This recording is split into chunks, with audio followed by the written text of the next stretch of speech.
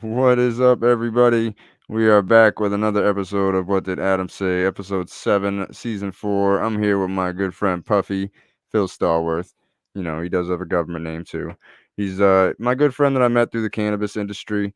He's probably one of the most caring, supportive people in the industry. Just supports everything I do, and so many people do. I see him posting other people's shit all the time. He's also co-host. Him and his wife. He have a show called Dope Thoughts. Super, super, super dope show. So in his show, he gets into a lot of conspiracies, ends up down some rabbit holes. So that might happen on here. You just never know.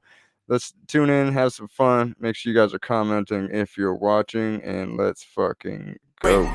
what am I doing? Created a movement, won't ruin what you are pursuing. But I wake up every morning, never yawning, cause I wake up with the intent to make the day my bitch. And I don't need to hear you talking, so just shut your lips. Cause I'ma make it, yeah, I'ma make it, I'ma make it, I'ma make it. Lord have mercy, I'ma make it. I wake up with the intent to make the day my bitch.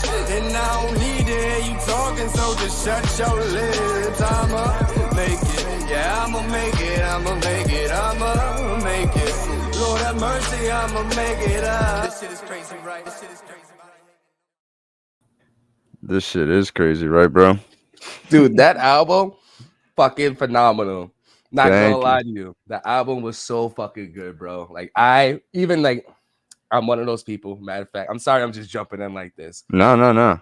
But I play my Nope. music on shuffle. And like, when you hear that bullshit, you just skip it. You're like, I'm not listening to this. Yo, bro, literally anytime one of your songs come on, I have to go to the album like right after. Like, okay, hold on. I gotta hear my favorite songs real quick. Like, What's your favorite song from the album, you think? Or favorite three? I like so track number 3, I like. Hold on, which one was the give me a second. The intro song you did right there, that's one of my favorite songs. Like that Yeah. is my workout. Like when I'm on the bike, that shit come on, like I'm Gucci. I could fuck with that one nonstop. I like Wait Up. Wait Up was good. And I like Old Habits too. Like I'm not gonna lie to you, I like your whole style because what you do is like you are one of those like the storyteller MCs, but the way you do it is just so dope, bro. Like I Thank you. really enjoy it, and then loving seeing you like because you curate everything from the lyrics to the beats to all of that. So following the journey, like I love that shit, dude. I'm not gonna lie to you. Like it's really dope. I'm excited. I'm really upset though that I'm a late fan. That's the first album I'm hearing, but it won't be the last one. I'll tell you that much. You got to go back and it's been a crazy year and 2 months. Like I've been telling people I don't make music anymore for like 5 years now, and like because the last time I released an album was 2016, and then 2020, my closest friends all got back together and like we're all friends again, and like because we were all beefing for a little bit, and then it was basically just me and my boy Matt, and but whatever, Typical and bullshit. we made up because we were just being stupid and ego driven, and we were just like, let's make an album together. And me and my homie Cash, we had already made 2 albums together. Called it was You're Welcome. It was You're Welcome, and then You're Welcome 2. And we were like, why don't we make You're Welcome 3 with us three on it, like me, my boy Matt, and his boy, our boy Matt, and Casher. So we did that. That was October last year that we released that. And then we had me and Cash had between YW 2 and 3, which was like 5 years, 4 years, we had a whole nother album that we made in Colorado that we basically just had like a whole album of unreleased songs. So we put out YW 2.5 in November 2020, and then Casher released a solo album in December 2020, another solo album in January 2021, and then Hold on, I'm Matt taking released notes. a I'm taking notes. I got to download all of this. Dude, it's crazy the amount of input. February, my boy Matt put out his first ever solo album, Super Fire, Mama's Boy. And then March, I put out my solo album. April, my homie Champ put out his album, and then I have another 4 or 5 ready to go, and I think I'm dropping it December. 4 or 5 tracks or albums. 4 or 5 tracks. Oh, Yeah, that just a must like damn. little Okay, Little EP. Wayne. Little EP. No, I haven't had time like that to make music. It's hard to even make the songs I'm making. Like they're taking so much longer because like it's an EP. It has to be 4 or 5 songs, and 4 of them have to be dope as fuck. or people will forget about that EP completely. So let me ask you about what, like, cause I've never considered myself a rapper. Like, I'm a poet. I like to write. I enjoy music. I'm definitely a music enthusiast. And everybody knows writers always hit writer's block. So my question to you is, how do you consistently find what the motivation to write these new songs? Like, is it, do you have to go through the life experiences, or do you just need the time to curate the words and the space? Like, A what lot, gives you it? a lot of the time it's time. Like I'll just like be done with work and I'll be like just looking through my folder of beats that Casher sent me that he made because he makes all my beats. That's the only thing I don't do. I've been recording everything myself, mixing, mastering, engineering, all that shit. Um, all I need to do is make my own beats. I could be like Russ. You almost But look like him too when you had the long hair and everything. a lot of people said that. It's people that I think I've said this show on here before. So if you heard it before, I'm sorry. But when the wifey and I went to a Russ concert, I think it was our first one in Providence, and we were like right up front, dude. And there was like this group of probably college kids, maybe even high school kids. They were young looking as fuck, and they were like, "Are you Russ?" Because I had his hat on. Like, there's really a wolf hat, and then I had my sunglasses on because I think I just got laser eye surgery. I think it was around there, and I was like trying to protect my eyes. Yeah. And a couple of people took pictures with me. They're like, just in case this you're actually Russ. And like I remember like when Russ came on, I saw a couple of people look at me like, okay, he's still there. That's not Russ. That was such a fun night. I love Russ. He's cool. We've seen him 3 times now. We've seen him in Providence, Boston, and Scotland. Oh, Scotland. The fuck were you doing in Scotland? So that's a story, man. Like, so wifey is a super Eminem fan, like has been since she's been young. Okay. She's still young, as fuck, but and Don't insult her, please. when she was probably too young, she said. Um, so we found out he was performing in Scotland. Like, it was the first time I had seen him performing in years, and we were like, and she was like, my grandmother always wanted to go to Scotland, anyways. Like, and Russ posted that he was opening for him, and we were kind of like, dude, we hadn't seen him at that point. We were like, we need to go see that. And so we bought the plane tickets. We bought the tickets to the show. The tickets to the show were cheap. I remember they were like $90 a piece or something like that. Like, it wasn't even something crazy. And the flights and the Airbnbs and everything else was dumb expensive. But Yeah. But you pay for an experience though, dude. That's once in a lifetime, dude. That's some epic shit. Here's the thing. We found out, didn't we end up seeing Russ before we went?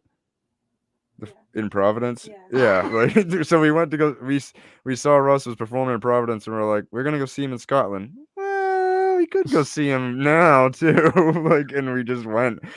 And then yeah. Oh my God, you were. She was. We were at the third time was in Boston, and she was pregnant, and she was like in the bathroom. The girls were like throwing up, and she's like, "I need to get out of here." And nobody knew that she was pregnant yet, except her and I. Like, it was right in the beginning, so like everybody's drinking, and people are like, "Why aren't you drinking?" She's like, "I just don't feel good." Like, trying to play it off. Oh, listen, she's a thug for even going. Fuck that. I would have been like, nah, we stay at home. We're gonna watch some YouTube videos. We're not doing that. It's because she's a Russ groupie, but it's okay. I still love her. He's good. I'm not gonna. The thing is, I'm not gonna lie to you. I slept on Russ. Like, I didn't know he was that good, and I listened to, what was it, the Wolf album. I listened to it for a while, like over and over again, and I was like, who the fuck is this guy? And I really looked into him, but I was like, okay, like, completely independent, does all this shit. I was like, oh, okay, I like this. You don't really see this at all. And then I started seeing the videos of him explaining his hustle, how he did all this stuff, how he made his way into the industry. And I was like, okay, I could respect homie. And like his consistency, I'm not gonna lie to you, that's another thing I have a lot with a lot of these new rappers. Like, they'll drop good hits, but they're not consistent. Or they'll drop multiple songs, but only one is good and the other ones are fucking trash. But like Russ, I'm not gonna lie to you, like he's always dropping heat, and like I like Consistent. all of his albums. I like everything he puts out. Well, I have this theory, right, that he's doing what he did to come up again. And it's not really even a theory because it's happening, right? Mm-hmm. So what he did to come up was release a song a week for 2 years, and he didn't even he before he released week 1, I think he said he had 30 songs already done, ready to go, so he was already halfway done with the first year. Mm-hmm. And then he was able to just keep up with it. There wasn't any pressure really. And he And was making the passive money from all those songs. Like he's a genius, well, dude. not He's only so that, smart. but what he did, he's like, "Oh, that song did okay. That song did okay. Oh, they like what they want. Let me make a video for that." And then he makes a video for what they want. And boom, it blows up. He's like, "Oh, okay. Oh, this song, I don't need her. I don't need him. Fuck it, I'll do it myself. Let's do that." And then he Yeah. does a video to that. All his videos, if you look back in the beginning, they were fucking terrible. All of his videos are so terrible, dude. Like I could have shot that shit for him, and it's just because it was probably Booga's for probably shooting his music videos, and he's editing them himself. Like Yeah. now he's got a budget and shit. It's gonna be a different kind of thing. Like wifey was saying they don't fucking play Russ on the radio. Like, what the fuck's up with that? And the sad part is that he still sells out stadiums. Like that's the craziest thing as well, where like he doesn't need the mainstream, he doesn't need any of that other shit. And his target audience, he sells out all the time, man. Like I love the dude. He's really good and he's genuine. I like him. He's just short as shit. I'm not gonna lie to you. I thought he was a lot taller than what he was. Yeah, But he's it's like just 5'4". yeah, he's well, at least he's taller than what's the dude that shot Megan? Tory Lanez. Oh my Tory god. Lane. I would love to see them do a competitive boxing fight. That'd be fun. I got money on Meg the Stallion against Tory Lanez, bro. Oh, Like, easily. you're gonna horse kick him. Just Body, throw that yaddy, ass on him. yaddy, He'll get yaddy, hit. yaddy. Oh my god. What? That was New Year's last year, and she still remembers that. That's weird. And she was watching her shake her ass while she sang that. Does she remember that? Probably. I love Megan. I mean, actually, I'm lying. I hate Megan, but I love Megan at the exact same time. Like, I love her as a person, but as a rapper, I hate her music. I'm not gonna lie to you. It's wicked ratchet music for sure. It's like, but I like Cardi B. I love Cardi. I listen to everything Cardi. I know all the words. I be singing that shit at work, and people be like, "Yo, Phil, you got a problem?" Like, I'm with it. But like Megan, I can't. I don't know. It's something about it. Like my wife loves her, and I call her a scallywag, and my wife says I'm a hater. I just feels like the music she makes. Like the problem is, and this is what I respect. I respect artists that talk about a lifestyle that they live. And like that's why gangster rap kind of sucks. Like, excuse me, some of the gangster rappers kind of suck because they live a fake life. facts. But like with Megan, like she's in school going to get a degree. Like she's very smart, 3.0 GPA. I know she parties, everyone parties and does all that, but like she's got a good head on her shoulders. And the things she raps about is like really like I know she's not doing half the shit she's rapping about. And like I respect you doing it for money, but you got to think about it. Like look at your target audience again and think about what you stand for, what you represent. Like you're doing something very different, going to school while you're rapping and doing all that. I feel like rap about that shit. That's mad fun. Talk about your psych class and how your professor was staring at your ass and he watched your video six times and now he's following you on Twitter and he won't stop harassing you. Like that's funny. She does rap about that? Oh, my wife says she does rap about that. So maybe I need to start listening to the lyrics and stop skipping. She's already following the blueprint, bro. You already let her know? Yeah, maybe. Damn. Did you tweet her? Did you tell her? No? Okay. All right. I don't know. But my wife loves her. I can't stand her. Cardi though is the shit. I love her. That's my boo-boo. Yeah, I mean my favorite female rapper by far, bar none, is Fat Nwigwe.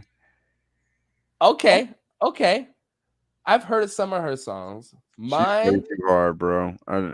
It's a problem. Like I she's like I like Chica is pretty good, but she's not like the favorite of all time. But my favorite of all time right now is like Rhapsody. Like it's something Rhapsody's about fire. like I think she be ghostwriting for a lot of the dude rappers, and no one's gonna say anything. Like her bars are that good that sometimes like you're like, yo, who said that? That's And her her. presence on the mic too is really, really, really good. I Really agree. good. I totally agree. She Ugh. speaks with that bravado. Yeah, and then I still love how like she still wants to be a lady, and she's still everything about her is just fire. I love that excellence, you know, like that's what's really dope. I was glad that you knew who Fat was. She's So- cool, but it's just one of those like again, like it's an underground person, same thing like Chica that you don't hear. Not that Well, they're never gonna go mainstream, but the things that they rap about and how good they are, like they will never fit that corporate thing. right. And that's the problem. And like before we were talking about like that's the same issue I have with like the Instagram algorithms and stuff. Like they purposely do things where they make it hard for small upcoming artists, entrepreneurs to compete with these big companies and these labels that have budgets to just keep putting this bullshit out there. And when you want to be genuine and grow your target, grow your team, grow your just who you are, your brand, it's really hard to compete with all this watered down trash shit that they want. But it is what it is, right? Yeah, it's like what can you even do about it? What can we do? Nothing. I try just to make positive changes as much as possible. That's all I can do. I mean, and you do it well, honestly. You do it well, consistently. Speaking of positive changes, you got to give me tips on growing. I'm going to start growing for the first time. And I'm excited. Not going to lie to you. Like I seen you in the field and I see you with the crops and I seen you doing your shit. And I was like, all right. And I was like, I'm gonna try it. I'm gonna try it. Like I've been seeing a lot of people do it for a while, and I've been in the industry long enough. I've been smoking weed long enough, and I do grow other plants, but I've never tried weed. So I'm like, I'm gonna do it now. Finally, we'll see. Hell yeah! It's something that you got to realize you're gonna screw up on in the beginning, even with people helping you, because you're gonna be like, sometimes you'll forget, sometimes you'll be like, man, do I need to do that? I don't know. That doesn't seem necessary, and it's something super important that That like, makes sense. like my boy, the first time I was transplanting a plant, my boy Brandon was like, oh, make sure you have a good hold of the base of the plant, or else you might snap it at the base. And I said, all right, I just tipped it over, and it snapped. Oh. And he's like, bro, I literally told you that was going to happen.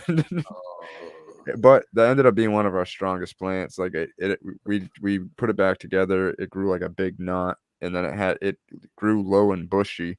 And when they're low and bushy, they usually have denser colas and more colas.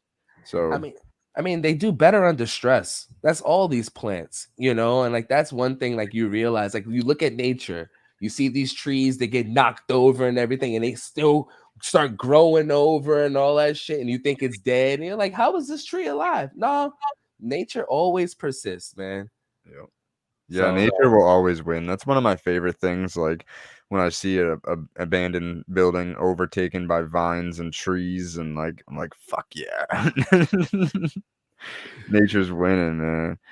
Sometimes. I mean, it's tough because like the more I learn about carbon and the CO2 problems and carbon sequestering and the things that really affect carbon footprint, it's none of the things they're focusing on. You know, like I see you're a smart motherfucker, and you said it right there. they're like, oh, we need to focus on getting electric cars. Oh, do we? Like, how do we do that? Because we would have to literally overhaul our entire power grid in order to handle everybody going to electric cars. Because each street that you're on can probably only handle 2, maybe 3 electric cars on the transformer without blowing. And also think about the lithium mining that we have to do and all the other mining we have to do for all these metal ores and all the hazardous waste that comes from the byproducts of making all this shit. You know, like there's a two-way street from all these things. And that's the biggest And this is what I tell everybody. The biggest problem with climate change, if you don't believe in climate change, you don't have to. But you have to acknowledge that anthropogenic forces, humans, we are causing a lot of stress on this planet. And unfortunately, unless we start to think about how we symbiotically live amongst this planet, we're going to fuck this up. Like Mhm. that's the biggest issue. And again, these big corporations, they're prioritizing the wrong things. They're subsidizing the wrong things. Like again, like we have the science and it shows what we need to do, what we need to invest in, how we need to change certain things, what we need to prioritize. But instead we do the opposite and Mhm. we're okay with it. Like that there's something wrong with that, you know, like and that's the issue. And again, I think it's the humanistic flaw in all of us is we can push something to tomorrow as long as we can. We try as long as we can to push it to tomorrow, push it to tomorrow, as long as I can enjoy today. Right. And that's the fucked up issue. And again, like how we all inherited this broken system, this shitty Mm. environment. Unfortunately, unless we do anything, the same thing with our kids and our grandchildren. And people have to, and me and my coworker, one of my coworkers are talking about this. We can't change the world overnight, but No. we can do little small things that add up, that make a difference. And it's even these simple conversations where you can just tell someone like, hey, get fuel efficient bulbs, maybe drive one car instead of two cars. Like when you start thinking about the little things that you can do to just reduce your carbon footprint, it makes a difference. But then the part that sucks is these corporations do 1,000 times what you do every single day. So does it really matter what we do because we will never offshoot their carbon footprint? Yeah, it's like they they put water limitations on citizens when, animal agriculture, like factory farming, uses massive amounts of water, way more than any neighborhood or town or anything could. It's ridiculous. Nestle is like soaking up mad water, like just selling. And then the secret privatized race for water that no one's been talking about that's been happening for the past 15, 20 years, Yep. and that's the part that sucks where the bottled water we're literally drinking, they're buying someone else's aquifer and they're draining that water. They're taking water from somewhere else. You get what I'm saying? Like that's even crazy to fucking think about. A Yep. free resource. They're going somewhere else and telling you, this is not yours. You don't own this. We're taking this shit and you got to figure it out for yourself. Mm-hmm. It's crazy. I'm sorry. It's crazy, dude. That's why we haven't bought bottled water in over a year now. Do you We guys have a well? No, so we use the tap water, and then we have a really good filter. It basically makes it distilled water. It pulls everything out of it, Can you which send me that? yeah. Okay. And it pulls everything, including fluoride out. So it pulls everything out, and then it comes. You can buy on the side like the stuff that not only pH balances it, so you're drinking alkaline water. It also puts like electrolytes into it as well. So like potassium and things that you need that should be in water, like the good things in water. Yeah. It like kind of puts it back into there, and like it tastes better than any bottled water could ever try to taste. Is it And like clay, silt, like a layered sedimentation filter? Is it yeah, a there's like carbon filter type 3 of or thing? 4 like thick filters in there, and it like goes through a 4-step process. It's crazy. Oh, dude, I got to see that because that's the issue. Like where we live here in Woburn, we cannot drink our tap water.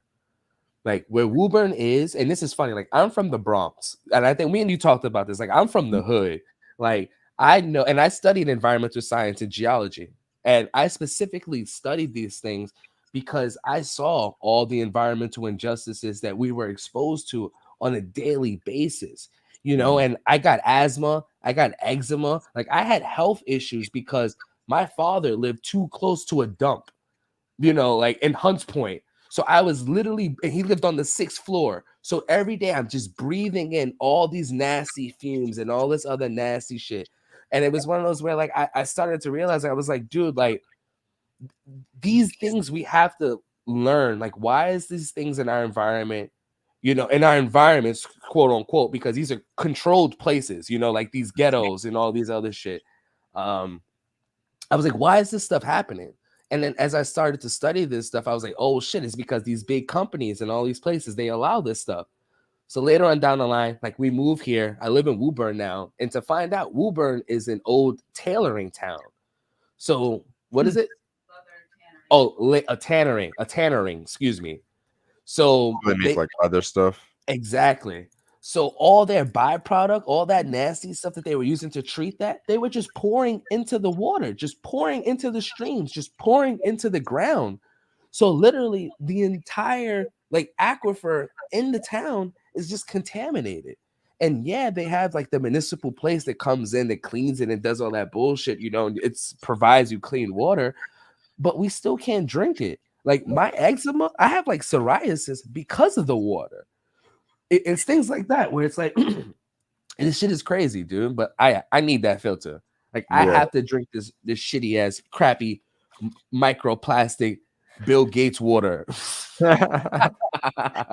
Yeah, bro, it's been nice. Like when I think about the fact that like how much plastic we haven't used, because we drink a fuck ton of water, and like it blows me away. I mean, I don't know. It'll be nice because even if, you know, society goes to shit and everything collapses, I have a generator and that connects to our electric and we're good. Yeah, and you got that filter, so you could just collect some rainwater, run it through that filter. Okay, you're chilling. That's smart. And on top of that, we have another thing that will filter like I think it's more than 1,000 gallons, but we'll just call it 1,000. It filters 1,000 gallons of water um, through the bag, and then we have another. I think we bought the straws too, the life straws, like that you could just like drink out of a river with. Just dip So the wait, straw in. so you're ready for shit to go hit the fan, huh? That's what it sounds like. Just put my bag away. Yeah, I'm looking at my like we gotta go right now bag just in case. You know, like there's weapons in there, there's fire starting shit in there, there's everything in there. So let me ask you this: What's up, Snoo? how bad you think it's gonna get? If you, because Man, again, we talk about conspiracies now, because you know me. How bad? Because we follow crypto. they're Right? turning the frogs gay. My boy just sent me a thing where the S&P 500 just hit the last level in the Fibonacci ratio. So the S&P 500 is going to crash pretty motherfucking soon. They keep talking about all those cargo containers being stuck and the prices going from $2,500 to $20,000 and the prices are going to keep going up. They might not be restocking the shelves how they've been. So it's going to turn to Mad Max, I feel like, in certain places. Yeah, I mean, isn't that already kind of happening in LA? There's like a mass exodus out of LA, it feels like. And it's fucking yeah, that's right. Somebody he watches all of our shows, Phil. He's on Reddit. He said, "Stay ready, so you ain't got to get ready." And that's what I always say. I'm like, I'd rather be way over prepared than not be prepared if something happens. Like we are set. Like we could live comfortably in this house for 3 to 4 months off the food that we have stored. Like, and then we have hunting gear. We know how to. I don't know yet, but you know, her dad knows how to, you know, skin and gut and cut up the deer and everything. So like, Oh, that's perfect. we're straight, dude. Like, I mean, the hardest thing then would be like, how do you store it? You'd probably have to turn a lot of it into like jerky and stuff like that just to survive. But I mean, unless you go old school and you dig a pit, how they used to do. You oh, dig true one of that. those old school cellars if you got the time and put some stone in that and you get what I'm End of the saying? world, you probably got nothing but time. Straight up. That's what it comes down to. Yeah, I would never want to be where we are if society collapsed. That's why another reason why I'm trying to buy a fucking house with land so bad. Like, I just want Where to be you away thinking? from all society. Even I have to stay local because my kids and everything, and so it's like I've settled my roots here in New England, and maybe the furthest I'd go is Rhode Island. Like, it's most likely going to be Massachusetts. Like, Okay. but we're trying to buy. I would like at least 10 acres, but I would settle for 5. So Okay. at least 5 acres. And we found a few properties that have, 10 to 20 acres, and I'm like, let's fucking go.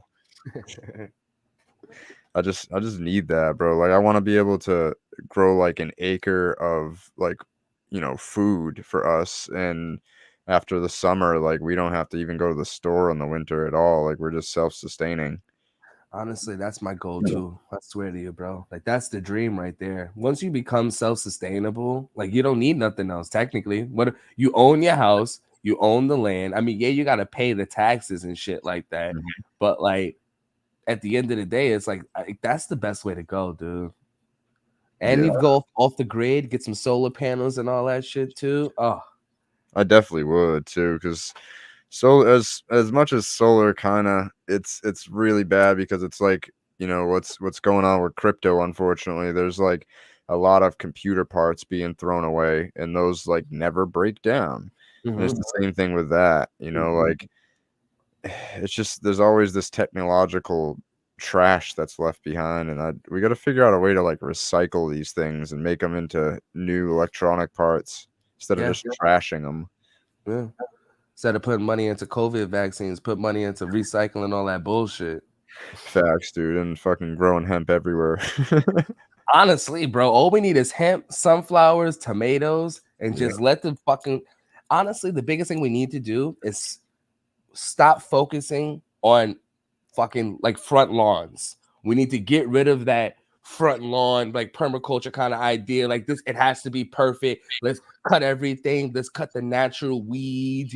Let's waste all this water on this shitty ass bullshit invasive grass that's not from here, and let's get rid of everything else. Like that's what we got to do. We got to get it back to the old school way. Like we were like, oh, why are all the bees dying? Why is everything disappearing? Well, motherfucker, their food isn't there, bro. Yep. I'm loud. My bad.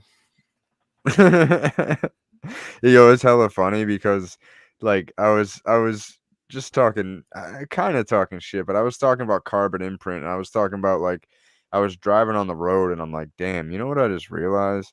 Not only did they put out so much carbon when they paved this road, the road itself is constantly not sequestering carbon. So it's just useless, dead, barren land, not doing anything. It has no purpose but for us to drive on it. And so much of the world is paved.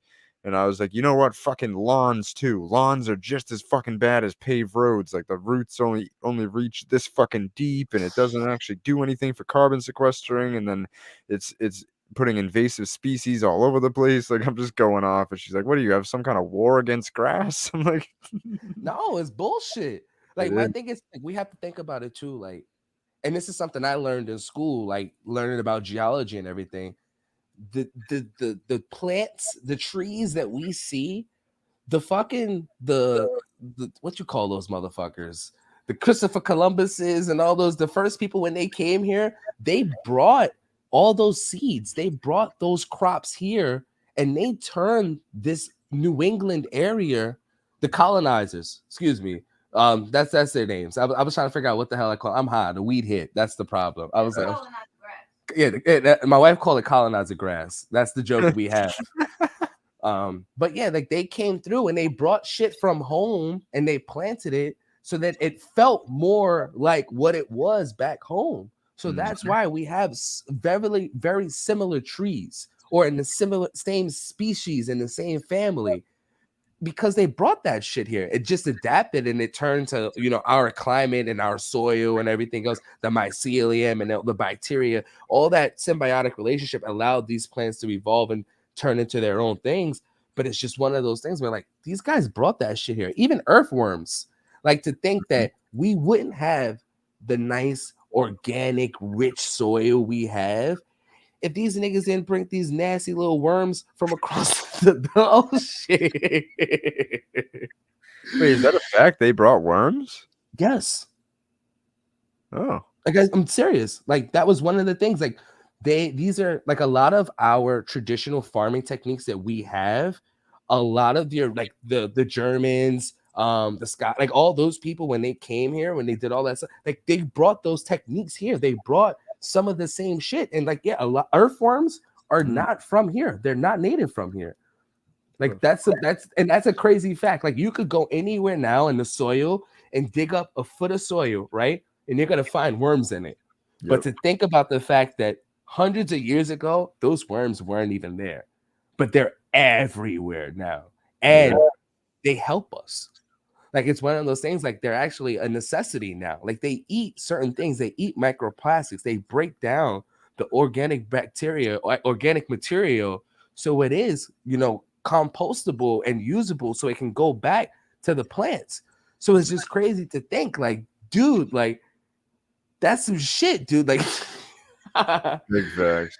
Yo, somebody on Reddit said lawns are crazy because then all the gas people waste mowing their lawn as well, which I guess it's kind of a point. You probably only waste like 5 gallons a year on mowing your lawn, if that, which is but like that's 30 half years your of gas doing that shit. tank. And then all your neighbors is doing it too, right? Think Yep. about that. And then all the wasted water you got going. It's like all those things, like it just adds up. And then it's a habitual cycle. Think about all the towns now that do it. And then all the municipal areas that have ordinances that if you don't have your lawn a certain type of way, they're going to fine you. So you have to do these things.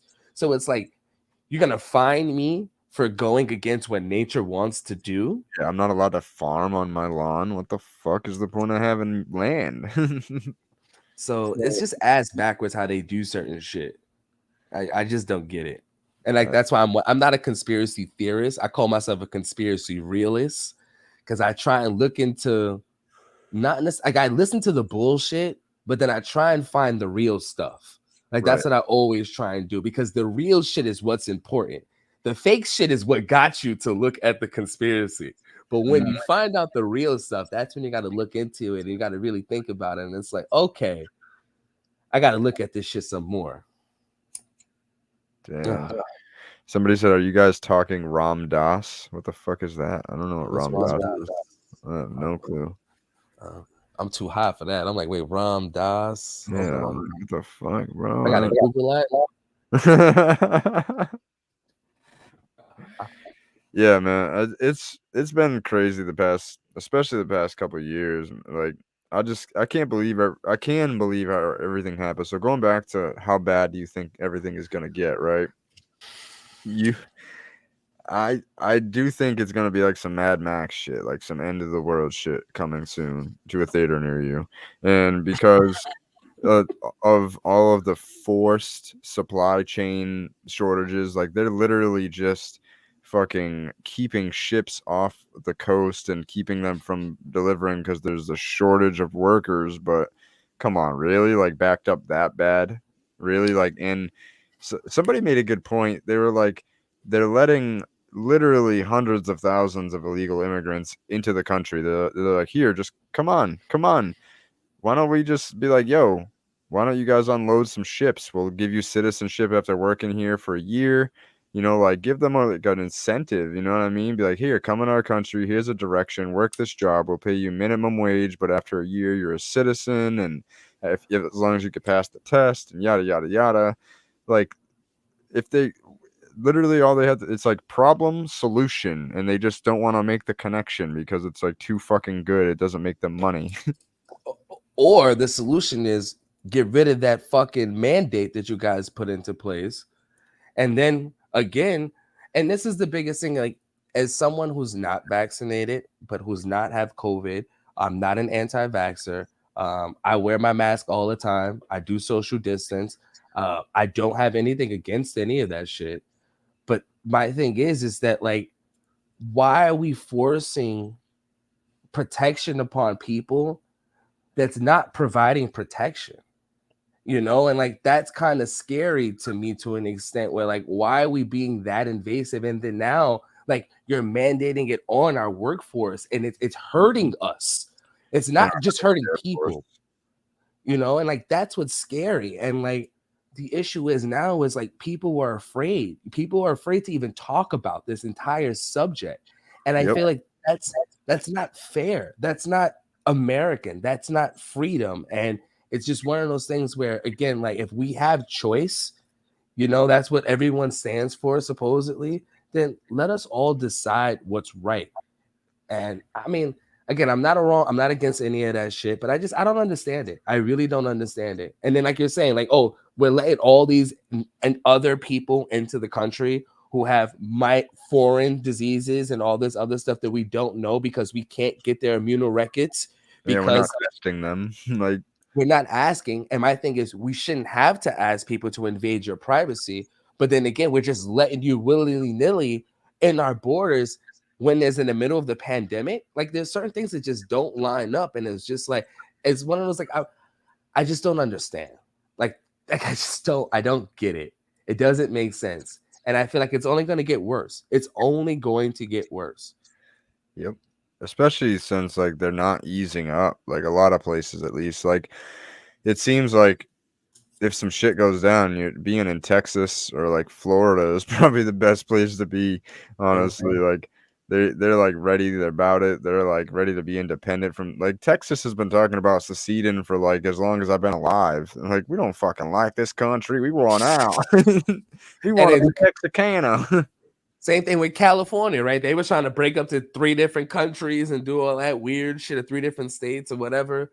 So I don't know. It might turn to the Wild Wild West, but I feel like it doesn't need to turn to that. Like we just listen to each other. Like look at this is my thing, and I said as a scientist, look at the people who are getting sick compared to the people who are not getting sick, right? Yep. Like we don't have no control groups in this entire pandemic. Like we're looking at everybody's a problem. Protect everyone, yada yada. But there's some people that really do need protection. There are a lot of people that are susceptible. If they get the flu, they're fucked. My grandfather, 74, goes to dialysis 4 times a week.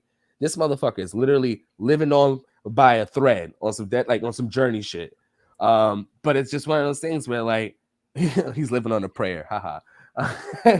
But it's just one of those things where just like he needs it. Certain people need it, but there's not a lot of people. Like if you eat well, if you have all your other shots, boosters, yada yada, yada I don't know. I don't even want to go down that route. I just don't understand why The are we thing that letting our makes country me go mad through is that? is like pushing it on kids because like 500 kids have died from like COVID or something like that. Like 500 out of millions and millions and millions and millions and millions of kids that have probably had it. You know, like it's ridiculous. Like, and I know, like, I don't want to diminish those 500 lives, but I bet you 500 kids have died from the vaccine. I bet you more than that have died from suicide. I bet you more have died from malnutrition. I bet you more have died from the lack of clean water. I bet you more have died because they don't have a house over them and they live in the streets. You know, like we're prioritizing the wrong shit. You get what I'm saying? Like that's the thing that I think that hurts. Where like there are certain people that need certain things. You know, like even mental health. Like they're just universal um Healthcare. healthcare, exactly. I'm sorry. It's just like there are certain things that we should be providing to everyone. Like you shouldn't have to pay or work at this amazing job to get these benefits. Like we should get this to everyone so we don't have to force a vaccine. We know everyone is healthy because you have your vitamins, you have your Maslow hierarchy of needs. You have all the basic stuff you need to survive so you're okay. So we know that you guys your immune system should be okay to beat this shit. But we do have an alternative if you do want to take this. Like, Yeah, like why don't we have a choice what to do with the money, right? So like say I don't want my vaccines. I would have taken 2. How much does that cost? Figure out that cost and buy the same amount of vitamins for me. You know, like it's it's like give me a choice. I'm supposed to be a free citizen. Like give me a choice. I don't need to take it. I feel like I think I already had COVID in like December 2019. oh But wow, really? yeah. Yeah, I was sick for it's the last time I've been sick, so almost 2 years ago. And it was right around Christmas and lasted into January 2020. So it lasted like 2.5 weeks really. I was hurting, dude, and they diagnosed it as an upper respiratory infection. And I had everything, dude. I was down to 122 pounds or something like that. And because I wasn't eating, I wasn't drinking, I just was just like sitting there like I just couldn't breathe, dude. And fucking they definitely just were like, we can't figure it out. Here's what it is. And then I just started taking I started drinking electrolytes, like forced it into my body. I'm like, listen, motherfucker, we're getting better right now. And everybody in the house got it. It's like the last time really everybody's been sick for more than a day. And yeah, it had every symptom of COVID. So now I think I have the antibodies and everything. I should get the antibodies test. That's actually what I was gonna say. That happened to my friend actually. She caught COVID before they announced it, and she did the antibody test. So she caught it around the same time you did, like January, February 2020.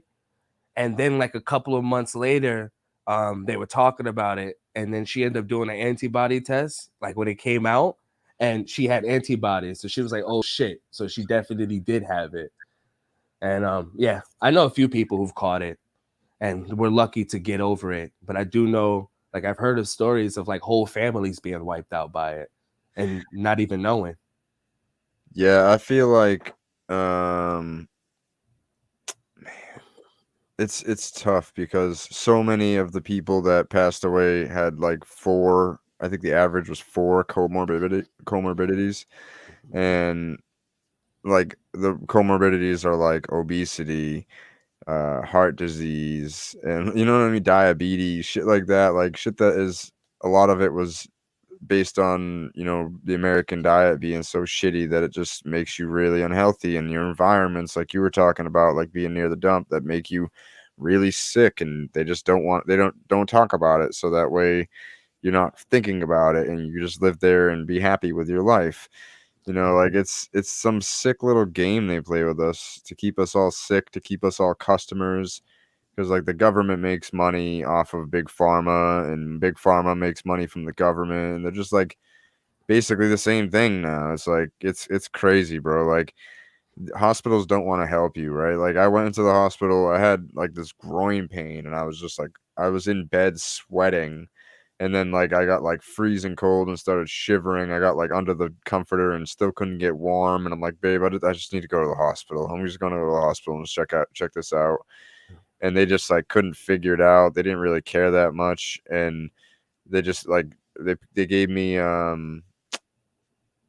Vicodin, fucking Of course, some pills. yeah, it's usually the shit they put through an IV.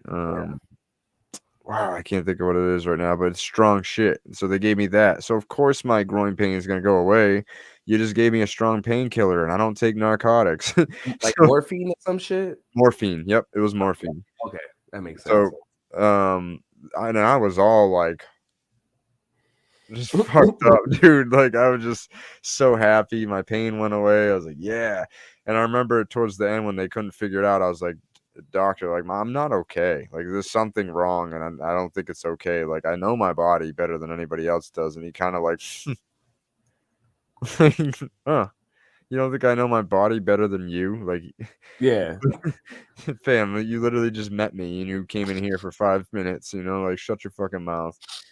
And he was on the phone like the whole time. He's like diagnosing me and shit. Like, fucking.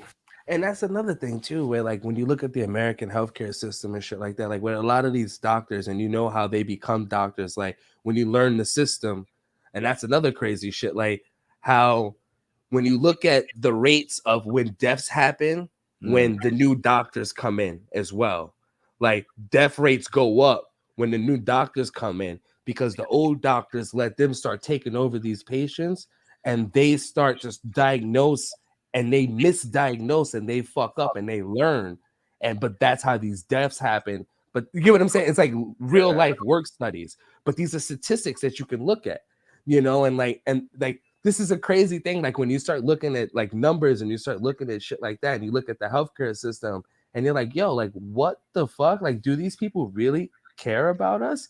Do you really like think about psychiatrists and therapists and things like that, where like, do you want me to get better, or do you want to just prescribe me drugs? You know, like it's just so crazy. Like sometimes like that's just the answer. They don't want you to be. They treat mental illness like it's this thing that can just never be managed without pills. And like, there's so many people that are very cynical about it. They're like, oh, they just tell me to work out, eat healthy, my depression will be better. I'm like, yeah, No, kind of. no, That's how it works. no. If your environment around you is good, you surround yourself with good people. You surround yourself with people who lift you up. You surround people who, who inspire you. You eat healthy, like 90% healthy. That's what I follow, like a 90-10 rule, sometimes 80-20. But, like, I cheat. I had a brownie today. You know what I mean? Like, I'm just, I ain't gonna lie, but I also ate pretty healthy for the rest of the day. So it's Yeah. like, it's all about balance, but you still have to treat your body good. You have to give yourself the right nutrients, because so much of the food we eat is short in the nutrients that are supposed to be there. So you have to supplement in other ways, and then you have to find good sources of the supplements in those ways too. Like, life is, I get why people are stressed out right now, and like that's why mental illness is at an all-time high. Like, they shut everything down, they fucking took everything away from everybody. And like you said, suicides, bro. I've been bringing that up since the beginning of the pandemic. I said this is not gonna be good. Yeah. Like, and then watching through it, I'm just like, you just see it all the time. Suicide, suicide, suicide. And it's just like, how much of that is just because, like, you just cost some dude their business failing, and it's gonna cost them their family house, and he doesn't know how to take that. So he knows he has life insurance. If he just kills himself, maybe they'll get the, like, it's like, It's true. wow. It's an endless cycle, and like the American system, the way they have it, like they treat the symptoms. Like Mm, that's all they do. They never cure anything. They just treat the symptoms, and they just keep diagnosing you with more shit. So you keep it just adds up. And then like with us again, bioaccumulation, it fucks you over. And the one thing people have to know about like toxicology, it's the dosage that makes the poison. So mhm, you could take something that's supposedly good for you enough times or take so much of it after a while that it becomes bad. And you never know, like that shit could fuck us over in the long run. But again, they don't care. They just see it as money.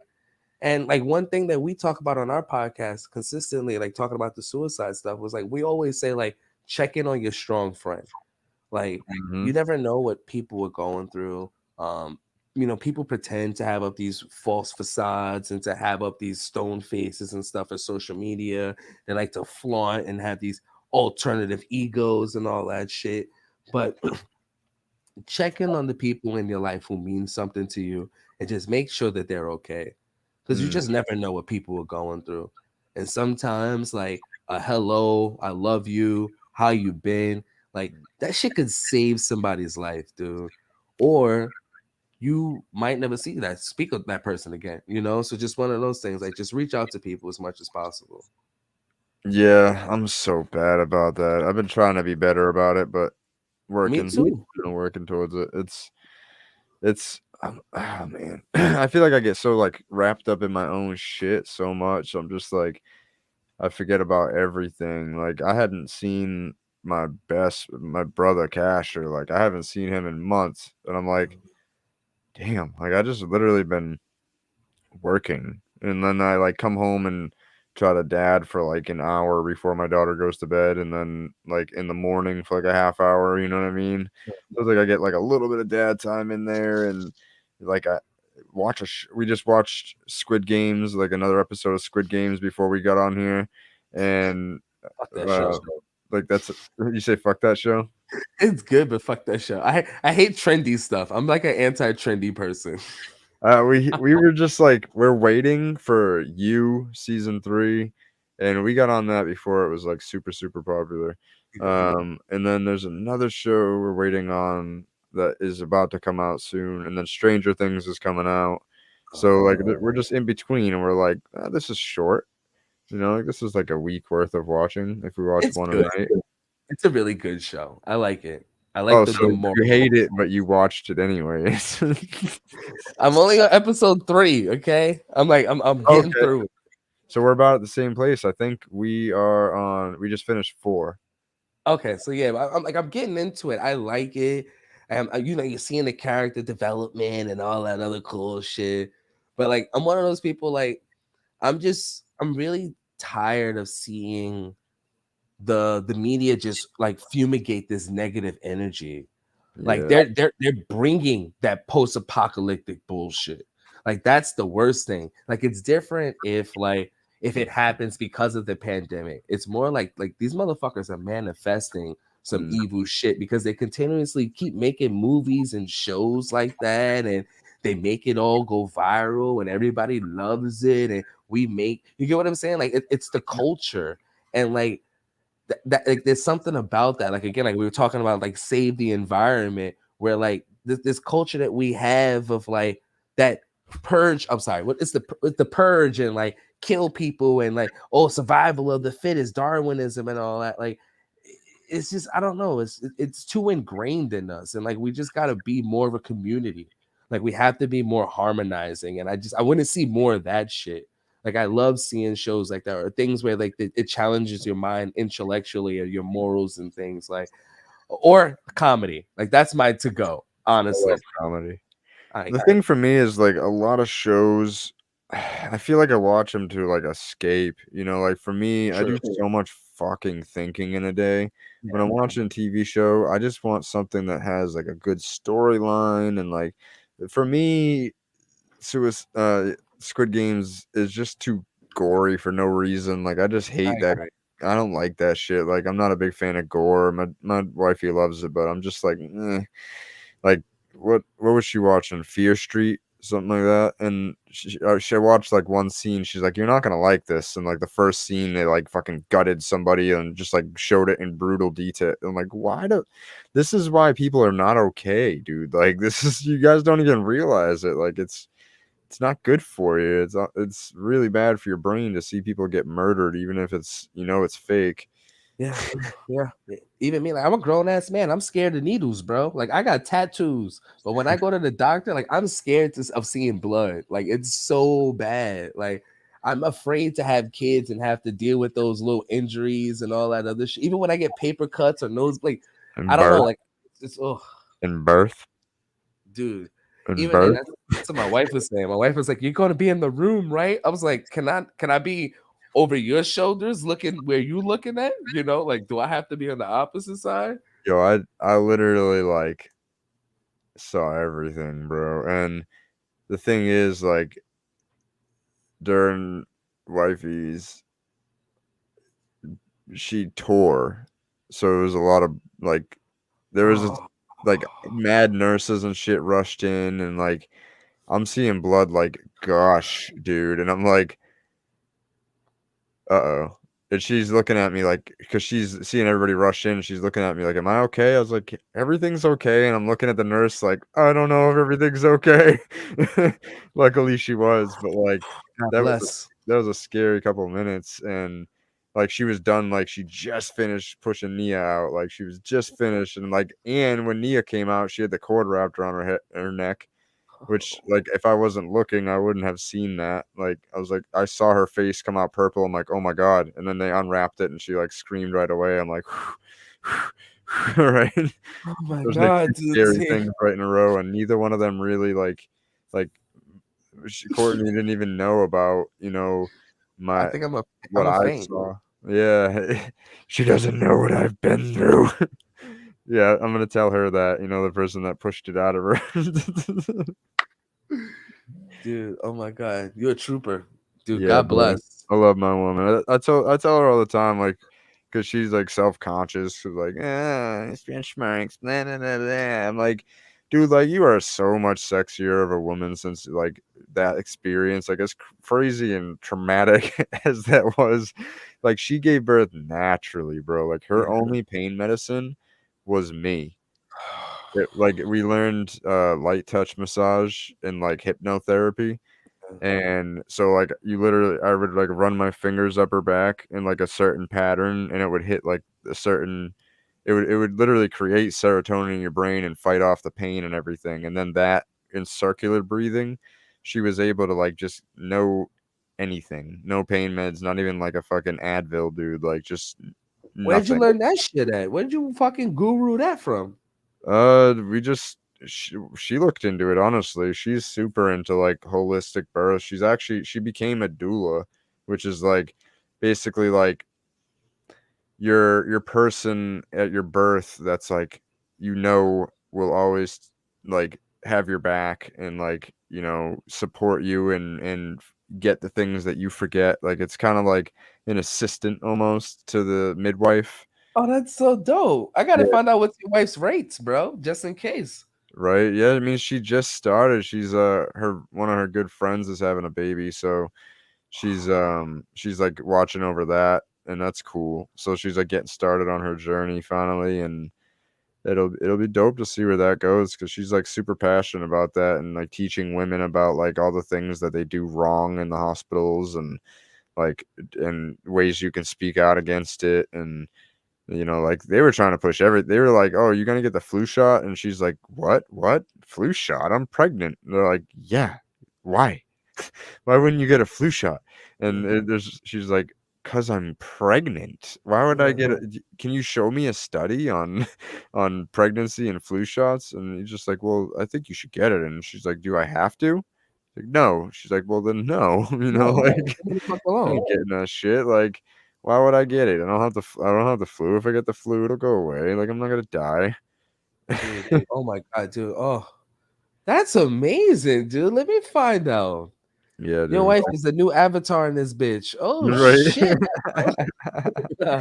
Basically, man. Like, she won't be delivering the babies, but like everything else should be helping with, and probably in emergency situations, she'll probably. I know it's gonna happen. Like, I feel that. Like, the only person around is the doula. The midwife's not there yet, and all of a sudden she's like, "Oh no, oh no, I'm going into Yeah. labor. I Oh, need to push." And you're just like, ah. oh fuck, dude. But it's an intense experience, dude. Like, especially like the difference between like my son's mother. Yeah. Um, we were never together. She cheated on me when she was pregnant, and so like I did not like her, and I had not seen her in 2 months, almost 3 months before we had the baby. Mhm. And I was surprised when she had texted me and said, "I'm in labor. Come if you want." Like, and I was like, "Where?" And she told me the hospital, and I just dropped everything I was doing and just went.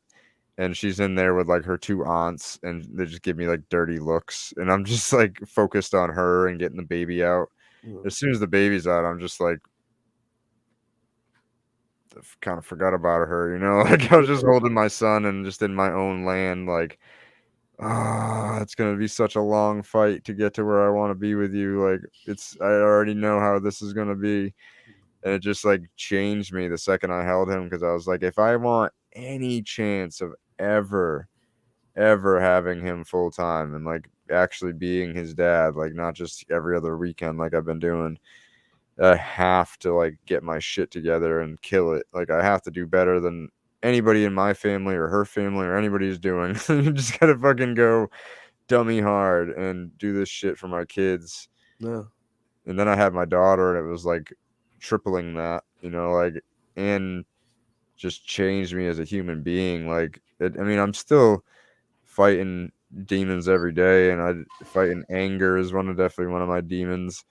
But she just turns me into such like a softer human being, like even when I'm angry with her, and she's like, I could just tell she's like, "Oh," I'm like, I don't want to make her feel that way. Like, I remember how that felt when my parents made me feel that way. Like, Yeah. it's hard when you're like super self-aware, because I feel like my parents were not. They were just fucking around. But that's the amazing thing where like we get to learn from their mistakes and be better parents because like we knew where they fucked up and what we needed. And as long as we give our kids that and we promote, all those positive things, we keep pushing them in the right direction, we know that these kids will be all right. And like that's the amazing thing, about kids. Like we all know, no matter what, like they'll fall, they'll bump their heads, they'll go through all that bullshit, but like kids are resilient. They learn and they bounce the fuck back. Mm-hmm. And as long as you give them the right environment and you're a good parent, which you are, everything will be all right, dude. You got this. And you are fucking killing it, dude. We just, and it's, Yeah. my wife tells me this. She says, you can't keep saying, like, oh, I need the money. I'm getting the money. You got to say that the money is here. That's the Mm. way you got to keep saying it every single day. The money is here. It's already here. The money is here. It'll come. And again, maybe it is here. You just don't see it. You know, like that's the crazy thing. You know, like you ever read the book The Alchemist? No. Oh, you gotta read. Actually, yeah, the sad part is I think I have it.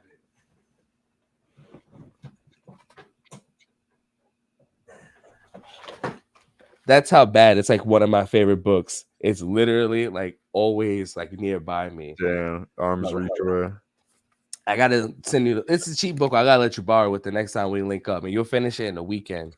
But Hmm. like the whole concept of the book is like this dude goes on this trip. He goes to Egypt. He's searching for this treasure. Like he's looking for this treasure. His whole thing, like it's like his dream is to get to Egypt, and then once he gets there, he hears about this treasure and he hears about all this wealth and this money, and he's like, I need that. I got to get to that. I'm not trying to ruin the whole movie, so I'm giving you like just a brief synopsis.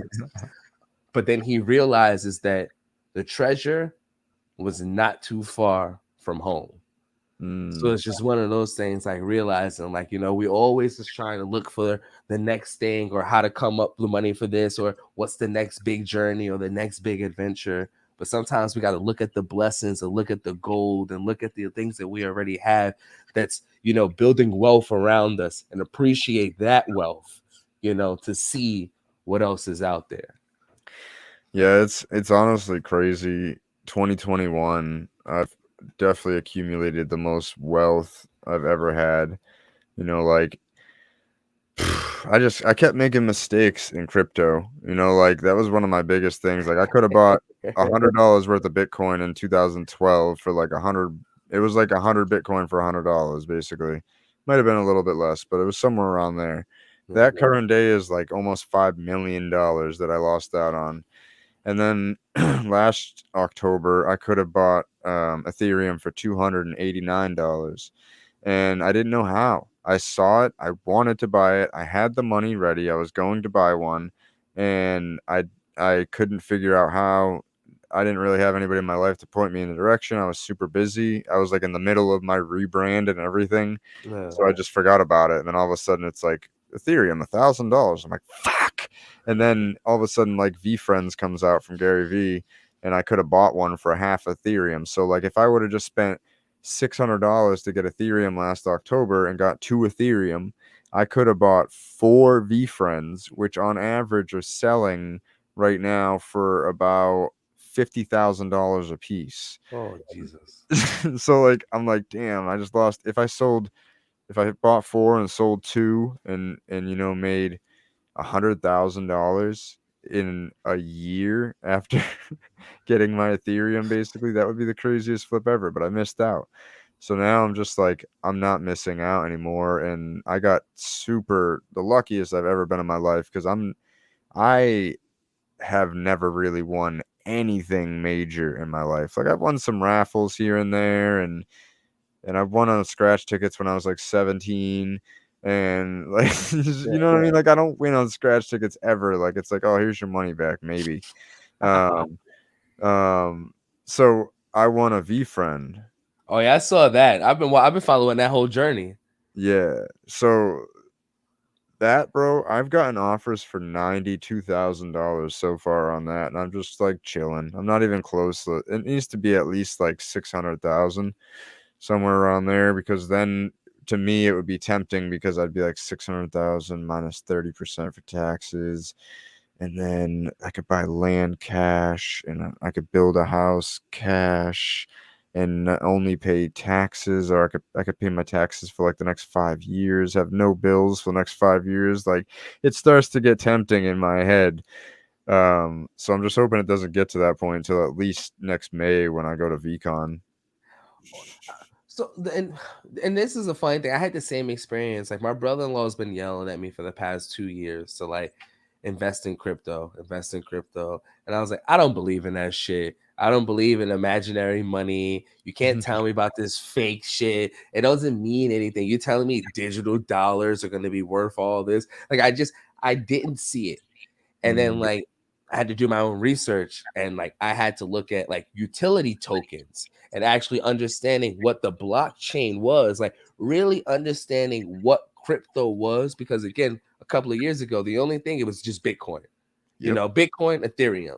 And then all these other coins came into place that really defined like the infrastructure and everything else to what is going to be like the crypto industry. So the way I look at it is, bro, like we are all, if you're in crypto right now, no matter where your bags are in, as long as it's not in no shit coin, you are going to make money. It's inevitable.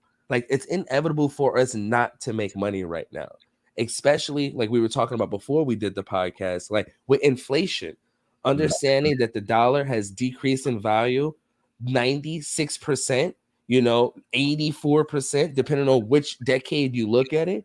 So realizing that the buying power of the dollar basically means nothing. So the only thing that you can do is you have to hedge against that. If the dollar means nothing, everything else in the economy is going to shit. You got to invest in the next best thing, and that's fucking crypto. And the sad part is less than 1% of the world is invested in crypto. So like, bro, probably 1% of 1%, even like it's very low. Where especially even like break it down into like NFTs, like and people that are market's smaller, bro.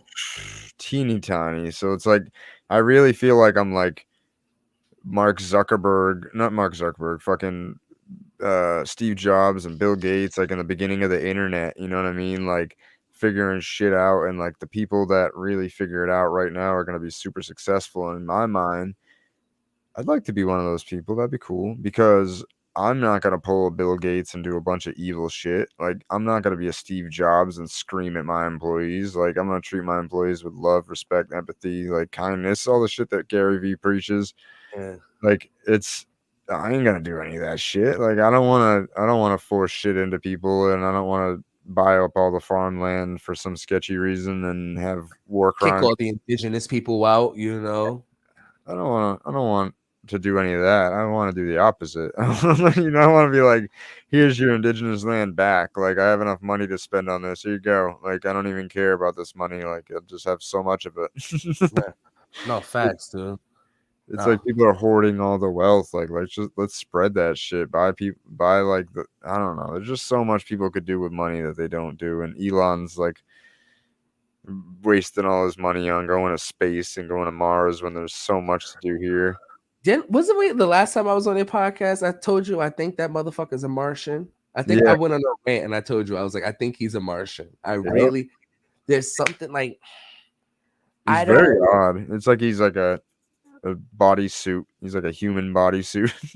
like and like he's again, it goes back to that whole agenda and all that other bullshit in NASA, where it's like, why are we trying to go to Mars? Why we can't go back to the moon? Like just little shit like that. Like why like even the space station. How come I never really seen this space station? Like just little stupid shit like that where like I don't know, bro. I think we live in just this big stage of bullshit. Like where Shakespeare was like, yo, we all live, the world's a stage and we're all just players. Like that's what it comes down to. Like, and that's why like I watch a lot of anime. Like one of my favorite animes is Attack on Titan. And it's like it talks about like the society within the society that's stuck within these walls that they built and all this other weird shit. And it's like that's the world we live in now. Like you could change history in 2 to 3 generations. Yeah, easily. Look at what they did with cannabis. So it's like, think about it from that perspective. Like all you need to do is just get rid of 3 people. Within 3 people, you can rewrite history and it's a whole new thing. And you can keep doing that over and over and over again and keep manipulating people. And no one will ever really know what the system truly was, you know? And that's the funny thing. And that's the crazy thing about the human experience, where like history is how we try and interpret things and dictate the future. And that, but it's all bullshit. It's a book. It's a Lord of the Rings comic book that we read and we fantasize about, and we're like, oh, I want to be like this person. Oh, let's make this better. It's all bullshit. You just gotta follow your heart, do what's right, look at the world, look at our communities, look at the people you love and trust. Think about what's the best intentions for all of us, and do shit like that. You know, like I don't know. These people's It's crazy. even, I mean, not to make it sadder, but like when when you talk about the 3 generation rule, right? I don't know my great grandparents' name. I don't know where my great grandparents are buried. I have no clue. I have nothing. I know nothing about their lives. I met And my grandmother. I met my great grandmother when I was a child, like 2. Like I don't remember, but I know that she was at my christening and everything. Mm. But like, I don't know her name. I don't know any of their names. I don't know anything about them, so they're forgotten. My kids will never learn about them probably unless I get my genealogy together and shit. Like it's it's crazy when you think about that. Like my nana to my nana, like that's my daughter. You know what I mean? Like that's her great grandmother. She's gonna forget about her? Like that I can't let that shit happen, like Yeah, yeah. And my thing is, like, I'll be thinking about this, like, those 23 and me's and all that shit. Like, where are they getting all this lineage from? If I can't find the information, if I can't figure this out, how are you confidently telling me these things? And this is why, like, as a scientist, I'm skeptical of certain things because, like, I understand data. I understand how you get funding for data. That's number one. And then two, I understand the intentions and why people manipulate data. So it's just one of those things when you think about it from those two perspectives, where it's like all this shit is like it's all just crazy, just whatever they want it to be. Like, that's the problem is they're just like creating what they want and they change rules to fit into what they're doing and it's really fucked up, honestly. We're in a fucked up place, but it can get better. it's going to get better. Mm. That's the like pod up kale kind of idea. Like it has to be the worst thing for it. Like the ultimate worst has to happen so that the ultimate good can happen, and they even each other out. Like again, that's what karma comes into place as well. Like certain things have to happen so things can get better. Even like destruction, like think about it from that perspective, like nutrients, fertilizers, things like that. That is like shit dying. That's decomposing. That's a negative thing. But then it turns into nutrients that feeds other stuff, which becomes a good thing. So again, it's like the endless cycle of just energy. Speaking of endless cycles of energy, have you seen what's going on in La Palma? La Plama. Uh-oh, what's this? What's happening? Have you? Oh my god, bro, it's terrifying looking right now too. Thank you for showing out. So there's a volcano that's been erupting for 20 yes. days now, Yeah. and it's starting to get really bad. So like there's starting to be a big pond basically of lava at the top there that's like shooting out. And there's been earthquakes of like 5 plus magnitude every single day, multiple times a day there. And there's a big fault line running down the island that is starting to crack away before this was erupting. Like you could comfortably walk through this trench, like the island was separating, and they scientists speculate that if the right amount of seismic activity happens mixed with the volcano eruptions that it could split off half the island and fall into the ocean. They said it would be like a Manhattan-sized chunk of an island falling into the ocean. And then that's the tsunami wave that they're talking about that's coming, Yep. correct? Yes. Okay. I did hear about this. And that's okay. Wow. I didn't know it was still going on. I thought the event happened and they just brushed it under the rug. I didn't know that it was literally turning into this apocalyptic fucking crazy. Oh my God. This is some scary shit. Yeah, bro. And the lava is going like, what did he say? 14 kilometers. So probably like 30 miles all the way to the ocean.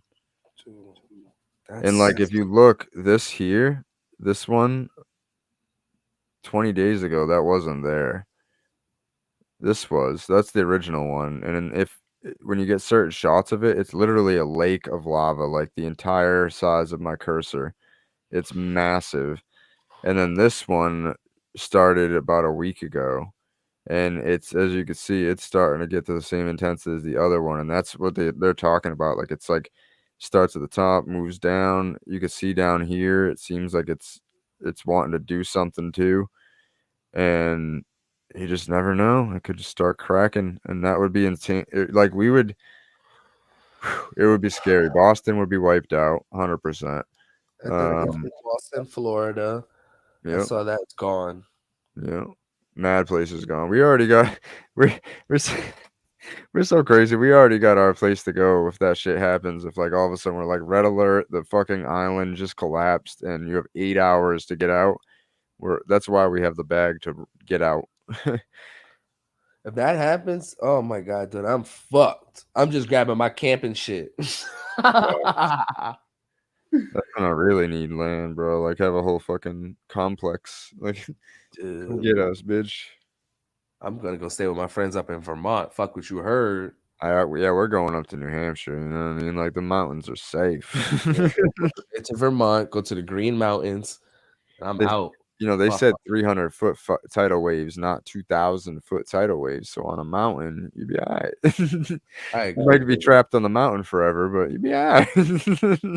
And I think a lot of us, I think also too, if people like, I know the geography of a lot of the East Coast, like it is, it seems like there is a lot of hills, so a lot of places are gonna be fucked, but there are gonna be some weird spots that are gonna be safe, which is gonna be awkward as hell.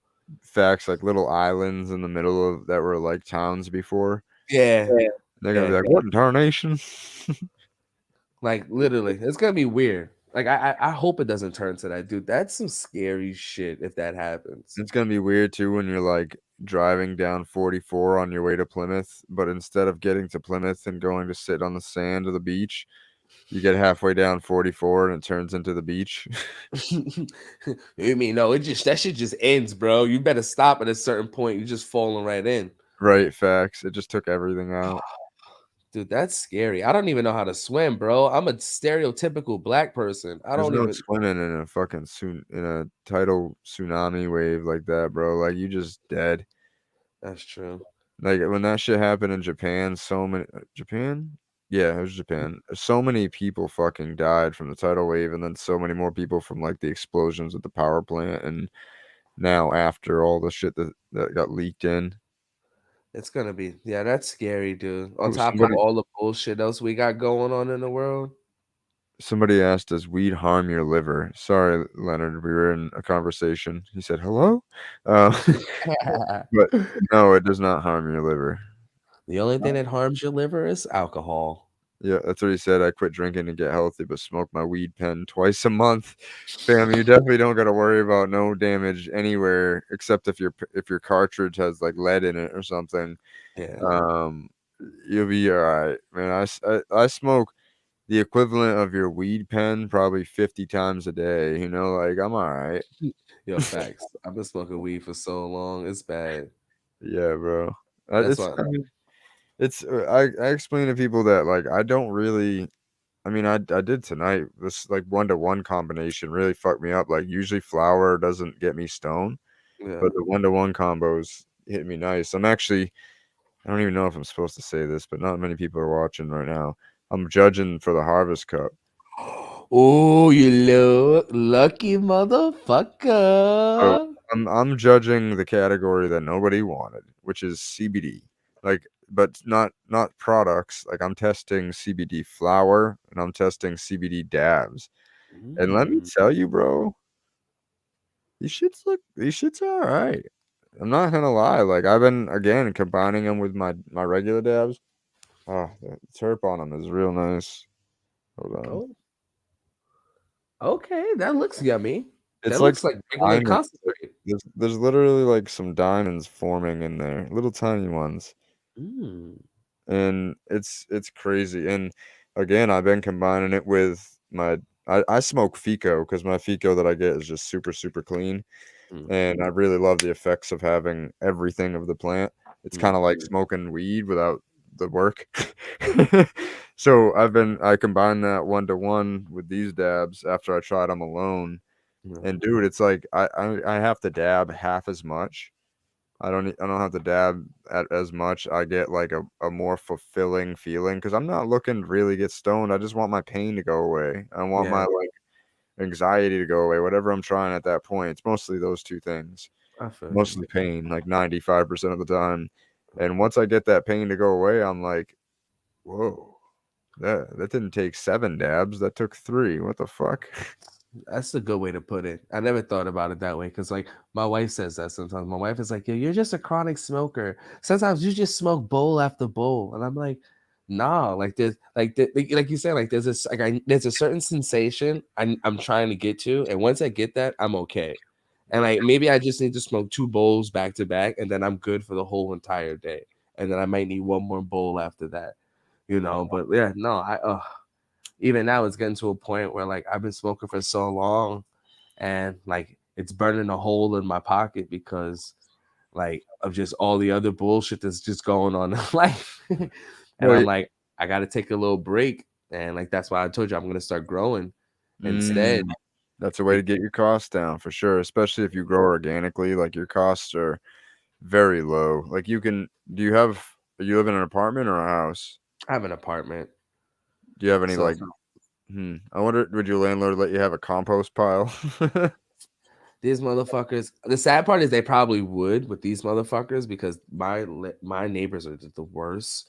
But like I, I'm I'm no, I'm trying to do it like I'm gonna do it as minimal as possible. But that's the way I want to go down the line. Like I Mm, want like when I have my greenhouse, when I have certain things like that, oh, it's game over. It's full force. Like when I was in college, that was my whole senior thesis. Like I grew cover crops, I had my own greenhouse. Like I maintained like a whole like quarter of an acre basically of just land, and I was just having fun. It was really cool. But yeah, I was just like, I'm so poor right now. Where it's like, listen, I just want to have fun, and it'll probably enhance my experience with the plant. Like teach me more plate patience. I'll be able to apply all the other stuff that I've learned over the years and it'll actually definitely do teach you something more with it. patience. So that's the way I'm thinking about it. Like, I'm excited. I'm really excited. Ooh, let me see. What's that? That looks yummy. And that's CBD? Yeah. Okay. I was hella surprised when I opened all this up and like I wish there was smell-o-vision. This smells like Television. almost like Blue Dream. Like it smells Mm. so good. It smells so good. See, I'm really impressed. I've had some good CBD and I had some trash. Like I would get this shit to my cat. It's so bad. You know what's funny is I've started to train my palate so much that I think the strain of CBD that I'm smoking is cherry wine. And it'll be interesting to know because I put that in my notes. It'll be interesting to know one because I find out what it is after the results are given. Be interesting to know if I'm right because if I am, I'm gonna be like, damn, bro. Cherry wine mixed with that board. Was it board? Something with a B. There's another one. There's like a lot of few dominant CBD Boax, strains. But yeah, okay, that's what it is. I Aox. was like, I know I'm not bugging. This Otto. That's another popular one. That one sucks. Um, there's um, what else is there that's popular? Neptune's something. I can't remember what that one is. That's another popular one. There's a few popular CBD stuff. I'm growing cherry wine right now, but I'm looking to grow. I don't know. I want to see what the genetics for what they're selling as like hemp for grain. Like hemp for the seeds and whatnot. I want to buy Mm-mm. shit like that. I want to see like what's the carbon sequestering between like what I'm growing now and that. Is there really actually a difference, or are you guys just growing it so close that it looks like a different plant because the canopy goes higher and the bottom of it just has stalks coming down because there's no photosynthesis happening below the canopy essentially. Okay, I see what you're saying. Mm. Because the top of the fiber plants look the same. There's buds, they're purple, they're beautiful. Like, why? Mm. And there has to be buds in order to be seeds. See, you saying shit, I've never grown weed, so I'm sitting here like, okay, like I'm literally like, I don't know. Like even like my 3 months of working at a dispensary, well not dispensary, at a what you want to call it, like a grow op. Mm-hmm. I can't. Can I say I work for that place? Because I work for this place. I don't know. I can't. I don't know if I can say that I work for places, but I worked at this place, and like I was one of the dudes who worked on the plants. I didn't learn shit, dude. They didn't teach me not a damn thing. All I was doing was watering the mother plants and pruning them, making sure that they were okay, and keeping them, the bushy perfect level.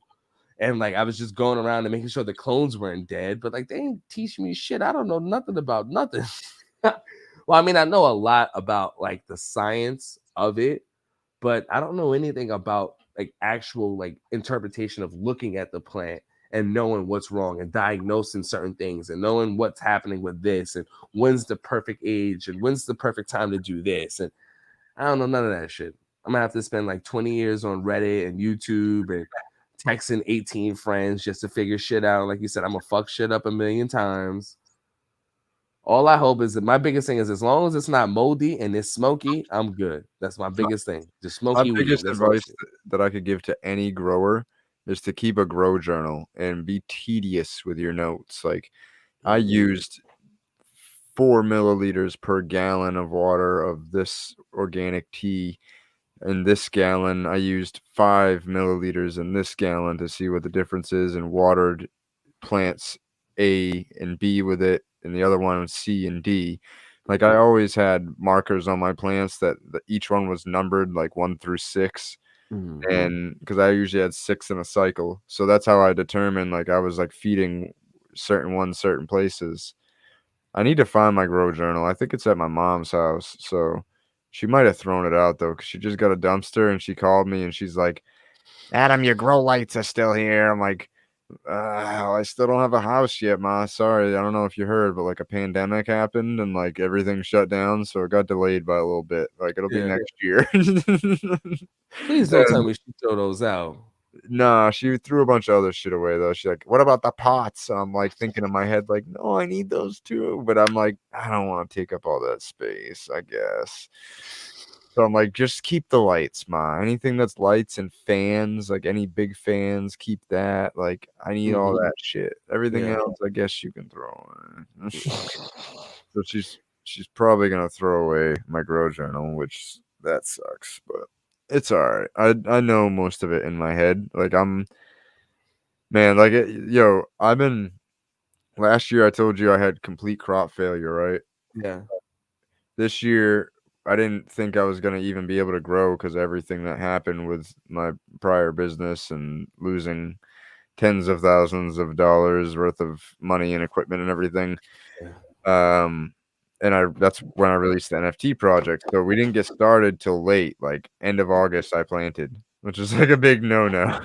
But I was just like, fuck it, I just want to get something in the ground, something, anything. Yeah. And so I did, and I planted like 25,000 seeds. God damn. And yeah, probably like 100 to 200 popped up. Oh wow. Okay. Okay. So I was like, what is going on here? I like started like just thinking about it scientifically. I'm like, okay, it's the end of the season.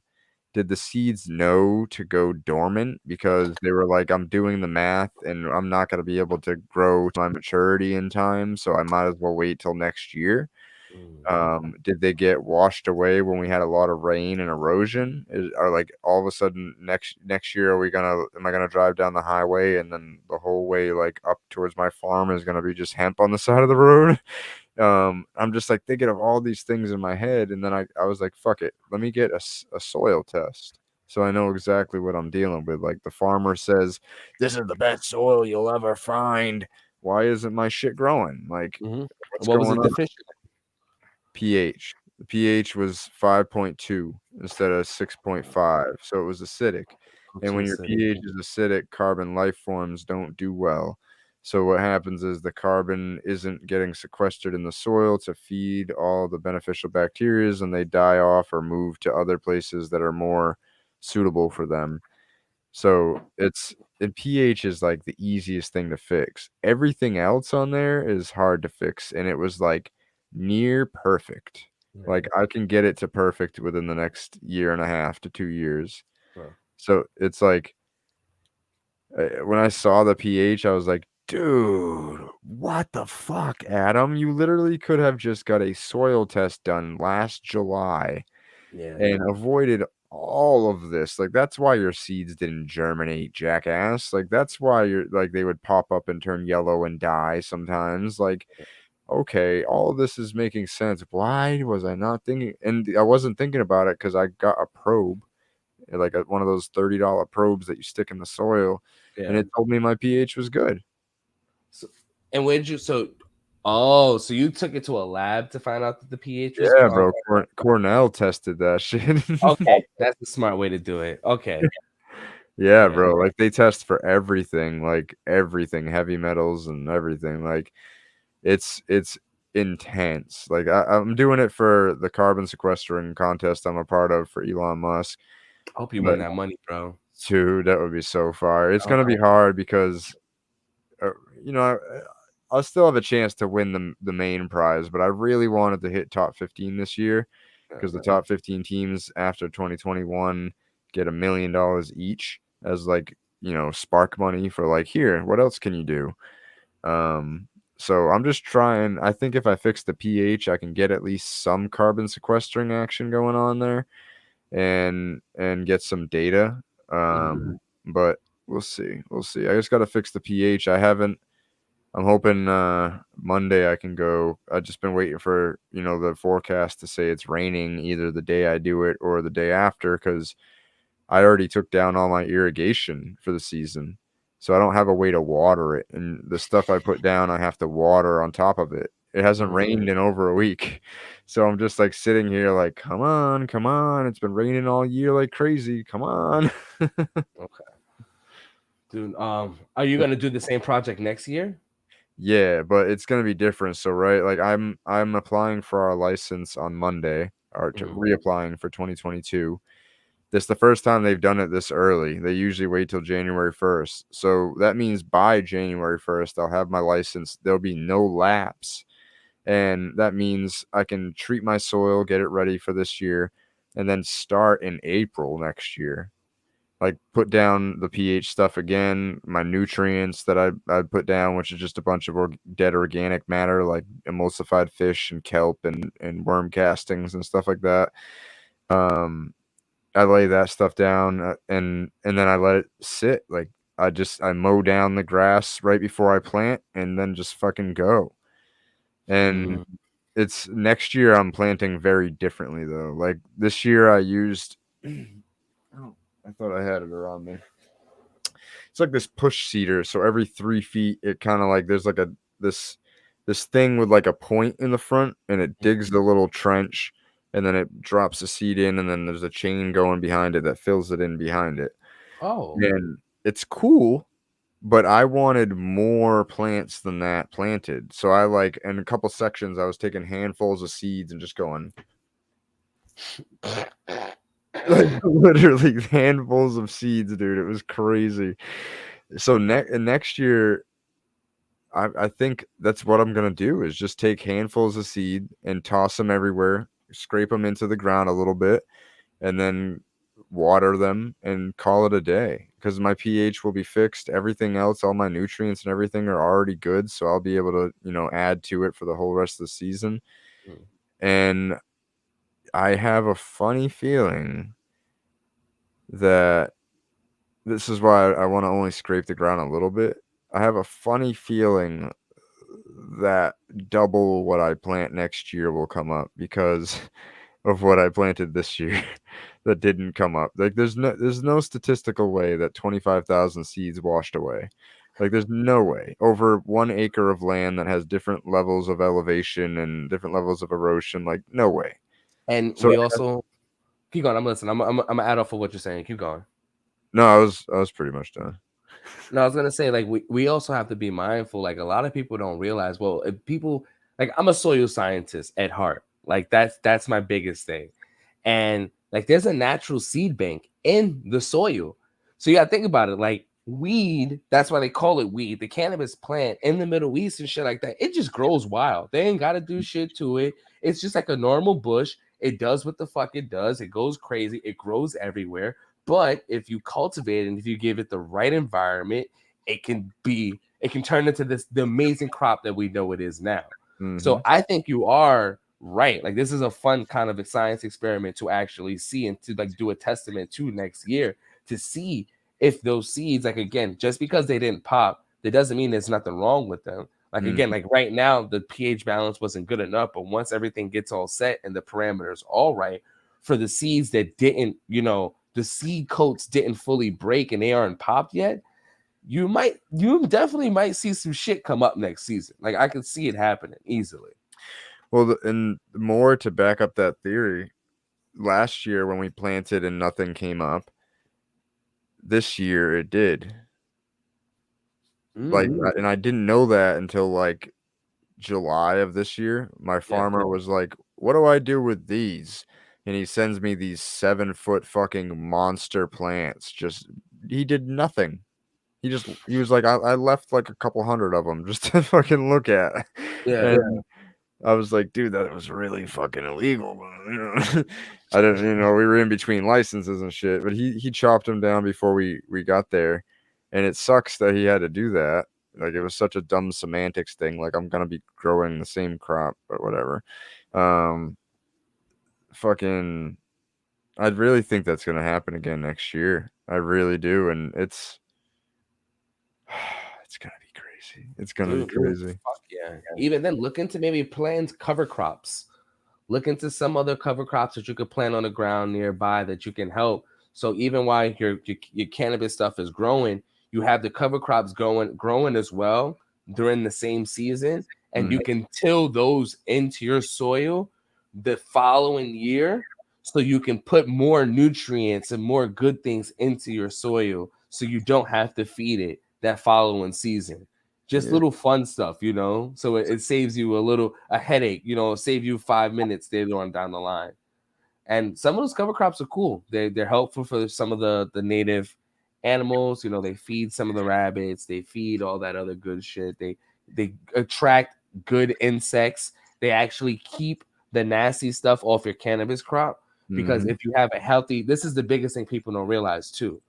The reason you have like pests or other shit like that come in to like your farm or your crops is because like there's an imbalance. If everything is all set and it's perfect, like if everything is healthy, then there really is no reason for there to be pests, so they're not going to be there because they're going to go to other sources where they can eat, and they're not going to fuck with your main crop.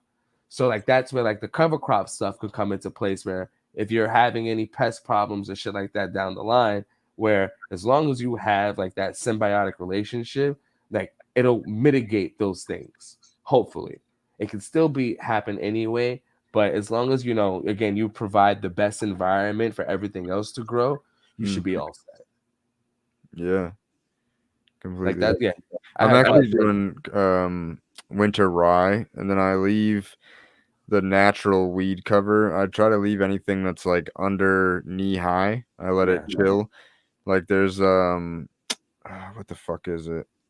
There's an invasive weed that I chop down and kill all the time. I get rid of that. I try to keep the native stuff, like as natural. I'm trying to do as little work as possible, like make the environment work for me. And that's why I'm doing winter rye, and then I have my natural weed cover already, and then there's some hemp plants growing in there. So I know there's some carbon sequestering happening. It's just I know once my pH is fixed, the carbon sequestering is about to like 10x. Because then the soil microbes and the life of the soil is really gonna just pop. Yeah, and that's why the cover crops, like you're saying, like that stuff works. Like that mycelium, all those little microbacterias, all that shit. Like, yeah, you're on the right track, dude. I'm excited, dude. I hope you win that goddamn money. That would be crazy, man. That really would be crazy, especially since like I my token holders like would get a piece of that technically, my like rare token holders. So it's like if I won 50 million, they'd be like hooked up too for like believing in me. And like how crazy of a story when I think about that. I'm like, I know Elon's into NFTs and shit. Like, how cool is it that like I only was able to grow because of my NFT project? I mean, I just picked up like a full-time job today, but like I haven't been working. I haven't been making money for a couple of years now, just dumping it all into my business. You know what I mean? Like not really taking for myself. And it's like, all right, let's fucking do the damn thing now. We're gonna have some like guaranteed money coming in, and yeah. So Got this, dude. The hustle, bro. Your hustle, your work ethic is just fucking impeccable, bro. Just keep doing it. I Just wish it keep. was impeccable. It's getting there. What do I you have mean? Don't doubt yourself, bro. You like you said, you have your demons, you learn from your shit, but you keep going hard, bro. You go hard in the paint. It's true. Like, like own Yeah, that shit. I've been working since 9:30. This I mean, morning? yeah, basically, I came home at like 6:30, spent 2 hours with the fam, and then started working on some music stuff. Set up the room, watched an episode of that. Then I'm on here. I download this after and upload it all to the podcast, so that way I don't have to like do it later on, and then it gets uploaded on Saturday. Um, but and then I'll wake up in the morning, go to work again. But I had my son this weekend, so like every other weekend, I'm kind of like off the mat. I don't do much work until he Yeah. like goes to bed. It's weird. It's like this weird thing because like, dude, it's such a pull in my head. Like I just constantly am looking at my phone to find work. I'm like, I got stuff to do, and I'm like, wait, no, I gotta spend time. Like I gotta spend time with the kids. I gotta spend time with the kids. Like it's like such a fucking pull, dude. Like I'm trying to figure out the balance still. Yeah. It's like so hard to find that balance of work and life and being a dad, like being a hubby. Like you gotta you like the like the more and more I'm like getting into my manly shit. Like my wife is just kind of like, yeah, like be the fucking man of the house, like do that shit, like be the man. Like I'm like trying to be hella strong, doing mad push-ups. I found out my testosterone was like fucking 20% of what it should have been. And I'm like wondering why I have like this lack of motivation, even though I'm working all this shit. Like I'm fighting through this like lack of motivation and not wanting to do any of it. And I'm like, but I really want to do it. I don't get why this thing is like fighting against me. And it's like, then it's like, boom, you look at it in a science way. It's like your hormones are off. Take some testosterone, see what it does. And then like I do that and it fucking my body started going back into normal. Like I started being able to gain healthy muscle again and healthy weight. My mood was better. Like everything was just better. You know what I mean? Like it's it's been it's been a journey though. But the thing about it was, right, I've been taking testosterone since February, right? I do injections twice a week. I have to do them myself. Oh my god. Real sketchy, but that's how desperate I was to like feel okay. And in April, my tests were looking good. They were improving. And then I got in that car accident in May and got T-boned and got a concussion. And brain trauma really fucks with your hormones. So my hormones were at the same level as when I started, which to give you an idea, I forget what the measurement is, but just the numbers wise, 700 to 1100 is a healthy range of testosterone. I think it's like nanograms per something of blood that they draw. I was 300, and I was 300 again in May, sorry, right after my accident. So I guess it was June after my accident. I got tested again, my blood. And he was like, have you been taking your testosterone? I was like, yeah, I've been taking everything as prescribed. I've been doing it exactly as as you told me. Like, I don't know what's going on. And he's like, has anything changed? I was like, just talking about like regular life stuff. I was like, oh yeah, I got into a really bad car accident too and got a concussion. He's like, oh. And then he explained to me, he's like, how many concussions have you had? I was like, that's at least 3. Damn. Yeah, that's at least 3 that I know of, maybe 4. Fuck. What the fuck did you used to do? You play football, hockey? Nah, I just when I was 4, I got pushed off the top bunk bed by one of my cousins, and I landed head first. And then Shit. when I was 16, my best friend wanted to fight me. I didn't want to fight him. So I still showed up, but I was like, bro, I'm not fighting you. I'm just here because like all your pussy friends are talking shit. Like, and then he swung at me, and I was like, what the fuck? And I backed up, and he swung at me again. He didn't hit me. Like I just was like, what the fuck? And then he swung at me again, and I tripped over a stick and hit the ground, and he literally just like booted me directly in the face, and then just started kicking me. It was a mixture. Like as soon as he booted me in the face, I rolled up and like covered my face, and he started just wailing on the back of my head. And then I like kind of was like I tried to like just like punch up. Like I just was trying to do something at that point because I was like, what the fuck? Yeah. And he as I put my hands up, that's what I was saying. I was like, I lost my train of thought. He kicked me right in the face again, like 3 times, like just booted me. And I still stayed conscious. And then after a while, I think it started hurting his hands to punch me in the back of the head. Like I have a hard head. Yeah. It hurt, but it probably hurt his hand worse. And I like got up and I like spit out a bunch of blood because my mouth was all bleeding on the inside. I was like, you fucking, like, you get what you wanted? Like, I'm not fighting you, bro. Like, you're my best friend. Like, fucking, or whatever. What the fuck? It just walks away. And then he, like, tried to walk with his friends. And I was like, no, come here, bro. Come the fuck here. Like, we're talking right now. Like, as I'm all bloody and concussed and shit. And then I go home and my mom is like, I look like a scene out of Rocky. Like, my face is all just fucking busted up and kicked open. And I don't even know why. I do know why. It's the concussion. I just started bawling my eyes out. Like I was just like, yeah, Richie really wanted to fight me, and I didn't really want to fight him. Just fucking losing it. And my mom was a nurse, so she's like, they don't do anything for a concussion. There's no point to take you to the hospital. Like, just Yeah. I'm gonna keep you up till I think it's safe, and then you can go to bed. Like, you'll be all right. You know what I mean? Like, no precautions whatsoever were taken, and nothing was done to help my brain after that. So, and then this was my 3rd one. So I'm starting to get worried. I'm like, really? God. So it starts to get into the We need to put your ass in the helmet. That's what we need. Or put you in a fucking bubble. We got to make sure that you good, bro.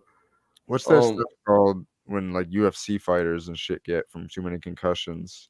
Oh, dude, please, dude. You talking about the Muhammad Ali shit? No, like that's even worse. But I do feel like my memory has been worse since the car accident, which is a scary thing too. I'm trying to just keep my brain busy, and keep it like keep it working smart. Like it's been such a struggle though, bro. Like there's so much like peaks and valleys. I'm just trying to like just pay attention to the peaks and get through the valleys. Like it's like just like, all right, man, another valley. Oh, here comes a peak. We're about to be there. And it just feels like I'm in a massive peak right now. Like I have 6 figures in cryptocurrency. I'm starting a full-time job where I'm going to be making probably 6 figures a year. Definitely 6 figures a year, and not really hard work. I'm selling mattresses. And not only did they hire me, they were flexible in my schedule enough to give me a 4-day full-time schedule. So I work open to close 4 days a week. And because I told them, I was like, I have a CBD business and now an environmental research company and an NFT project. Like I basically have 3 different businesses that I'm working on right now. Like I am not giving those up. And in order for this to fit, I need to have 3 days off a week. And while I'm at work, when I have downtime and I have nothing to do, my trainings are done, the store is clean, I've done everything, I need to be able to work on my business while I'm there. I need to be able to respond to my employees within an hour at least. And they're looking at my resume. It says like cannabis grow consultant, CBD business, uh, another like hemp business. It's just like they start asking me questions like, "Oh, so you're into cannabis heavy, huh?" And I was just like, "Yeah." And I immediately like when people like that I'm talking to that I'm like they're probably gonna judge me a little bit. I just talk about how I've helped people with cancer and the Mm, real results that I've seen of people literally curing cancer with cannabis and no chemo, just like mm, healthy diet, lots of water, fasting, and CBD and not CBD, FICO. So it's when you tell people that, and you tell somebody that the lady you're working with was supposed to get her uterus taken out, we healed her naturally, and then she had a baby a year later. It it hits different for people. Like they yeah, immediately don't care about anything. They don't care if you smoke weed while you're there. They're like, dude, what a guy. You know what I mean? Like yeah. that, Even that when you meet people like again, like the substance abuse people, or people who've taken so many opioids and shit like that. Like yeah, cannabis has done so many great things. Yeah, dude, that's dope, dude. You, I'm glad that place is actually able to be flexible with you and allow you to do all that stuff too. Cause yeah, like that's the same problems I'm having now. It's like when you're like trying to bounce your balance. Keep going with your story, then I'm going to keep talking. But it's hard when you're trying to do your 9 to 5, your multiple business, be a family man. Like there's not enough hours in the day. Get enough sleep, exercise, make sure I eat. I gotta do commute. I gotta wash my ass. Like I gotta be a person. I gotta make sure Adam is good. Like how the fuck do I do all these exact same things? Like you make time for the kids, and that's another thing. Like I think the biggest struggle a lot of us have, where like we go to the grind for our kids, but because of the grind, we miss those precious moments, yeah, or like those moments they're so fast because I got to get to the next thing. yep, And like I love that you're being mindful and like you're doing all that shit, because that's the same shit I'm trying to think about with wifey. Like we're trying to do everything right. Like even now, like I got her, like I sacrifice, I do everything that I have to do willingly and willingly, consistently. I be working like 14, 16-hour days with my job and then the business. And then it's like, all right, cool. Like then it's like, all right, work on us time. Are you good? Are we fine? And it's like always trying to find the time to just do more shit, dude. It's crazy. yeah. You literally have to find time to invest into your relationship. It's Yeah. it's something I'm definitely trying to work on for sure. Like my fiance and I hit like a super rough patch again. I mean, like I'm going through all this shit.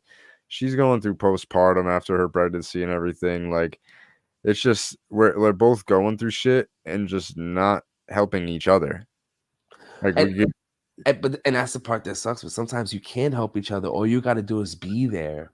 yeah. And then We weren't how? even doing that, like both of us were like so stuck in our own worlds that we're just like, like it got to the point where like at night she's in that room, I'm always in here, and I'm just like, this isn't healthy. Like we're not in a good space right now. Like we need to talk more. We need to at least spend like an hour a day together. Like we need to invest this time no matter what. It's like, what the fuck? No, we don't want to kill them. That's crazy. We Who are love our you, family. bro? Hold on. There's a ban button somewhere. Oh, oh, I didn't realize his name. That's a fun name. They were blocked. Congratulations. Like, damn, bro, why you gotta come in here like that? We talk about happy stuff and all. See, again, like we were talking about earlier, like we Mhm. trying to push positivity, spend time with our family, bring our drinks, manifest good stuff. And here you come with that negative. Go somewhere, go smile, bro. It sucks because like I wish StreamYard didn't even show comments unless I put them up on screen because the audience didn't see that unless they were on YouTube. Mm, So, and now it's gone forever. yeah, So it's just like, why do people gotta be that way? Like, who the fuck are you to come in here and fucking just random like that too. Yeah, Like we were having a good moment, bro. I've never had that before happen. I'm sorry, that's fucking whack. Dude, no, that's funny. Again, like it's karma. It's the universe. Like, and that's why I'm a big believer. Like everything happens for a reason. You know, like at the end of the day, like what's gonna happen is meant to happen, no matter what you do, no matter how you try to avoid it. Like it is what it is. We just got to go with certain things, and like we can't. And my biggest thing that I've learned in 2021, like my biggest lesson is you got to be more proactive than reactive. So I got to program in myself to know to love and to kill that negativity with all the kindness in me. Because unfortunately, whoever you are, whatever you're going through, you need it. You need it. And I gotta extend that no matter how much pain, like you just said with your best friend. That was the perfect example where it's like, yo, bro, like I love you so much. I don't have no beef. I don't have no problems. If this is what you need to do to go through your shit, I'm gonna let you go through it. It hurts me. I'm sorry. I know it hurts you just as much. But at the end of the day, I got no malice towards you. And we're gonna get through this. And like that's what we need more of. But the thing is, again, these people, they can't go out there trying to do bodily harm, trying to hurt people and infringe people's lives and, you know, force shit upon them. No, we got to be understanding, man. Like, come on. Don't do that, sir.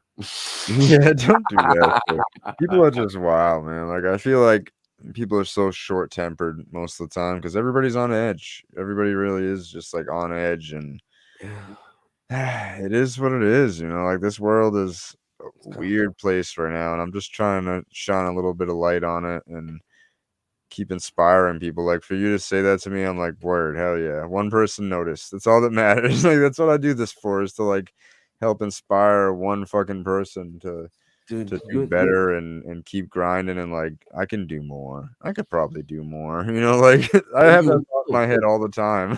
But that's the thing, and with your drive, bro, you are going to do more. Like, and that's the shit. And it's like you just like you're saying, like you just keep motivating yourself with the little progress and the little steps you do and the peaks you keep going. Like I know there's a mountain that you're trying to get to, but like you're saying, there are little peaks until I get to that mountain, and I gotta enjoy those views until I'm sitting up there in my penthouse with my private jet and all that other bullshit, you know. But yeah, you everything is gonna happen soon. It's gonna happen all in due time. Yeah, I mean, I think I want an underground bunker more than a penthouse. That'd actually be really dope. Do it like how they did with the government, just dig out the whole mountain. Yeah. Yeah, it's like super low key. Nobody even knows about it. I got a whole city underneath my 40 acres. You don't even know. Yes, that's pretty smart, actually. That is really, really smart.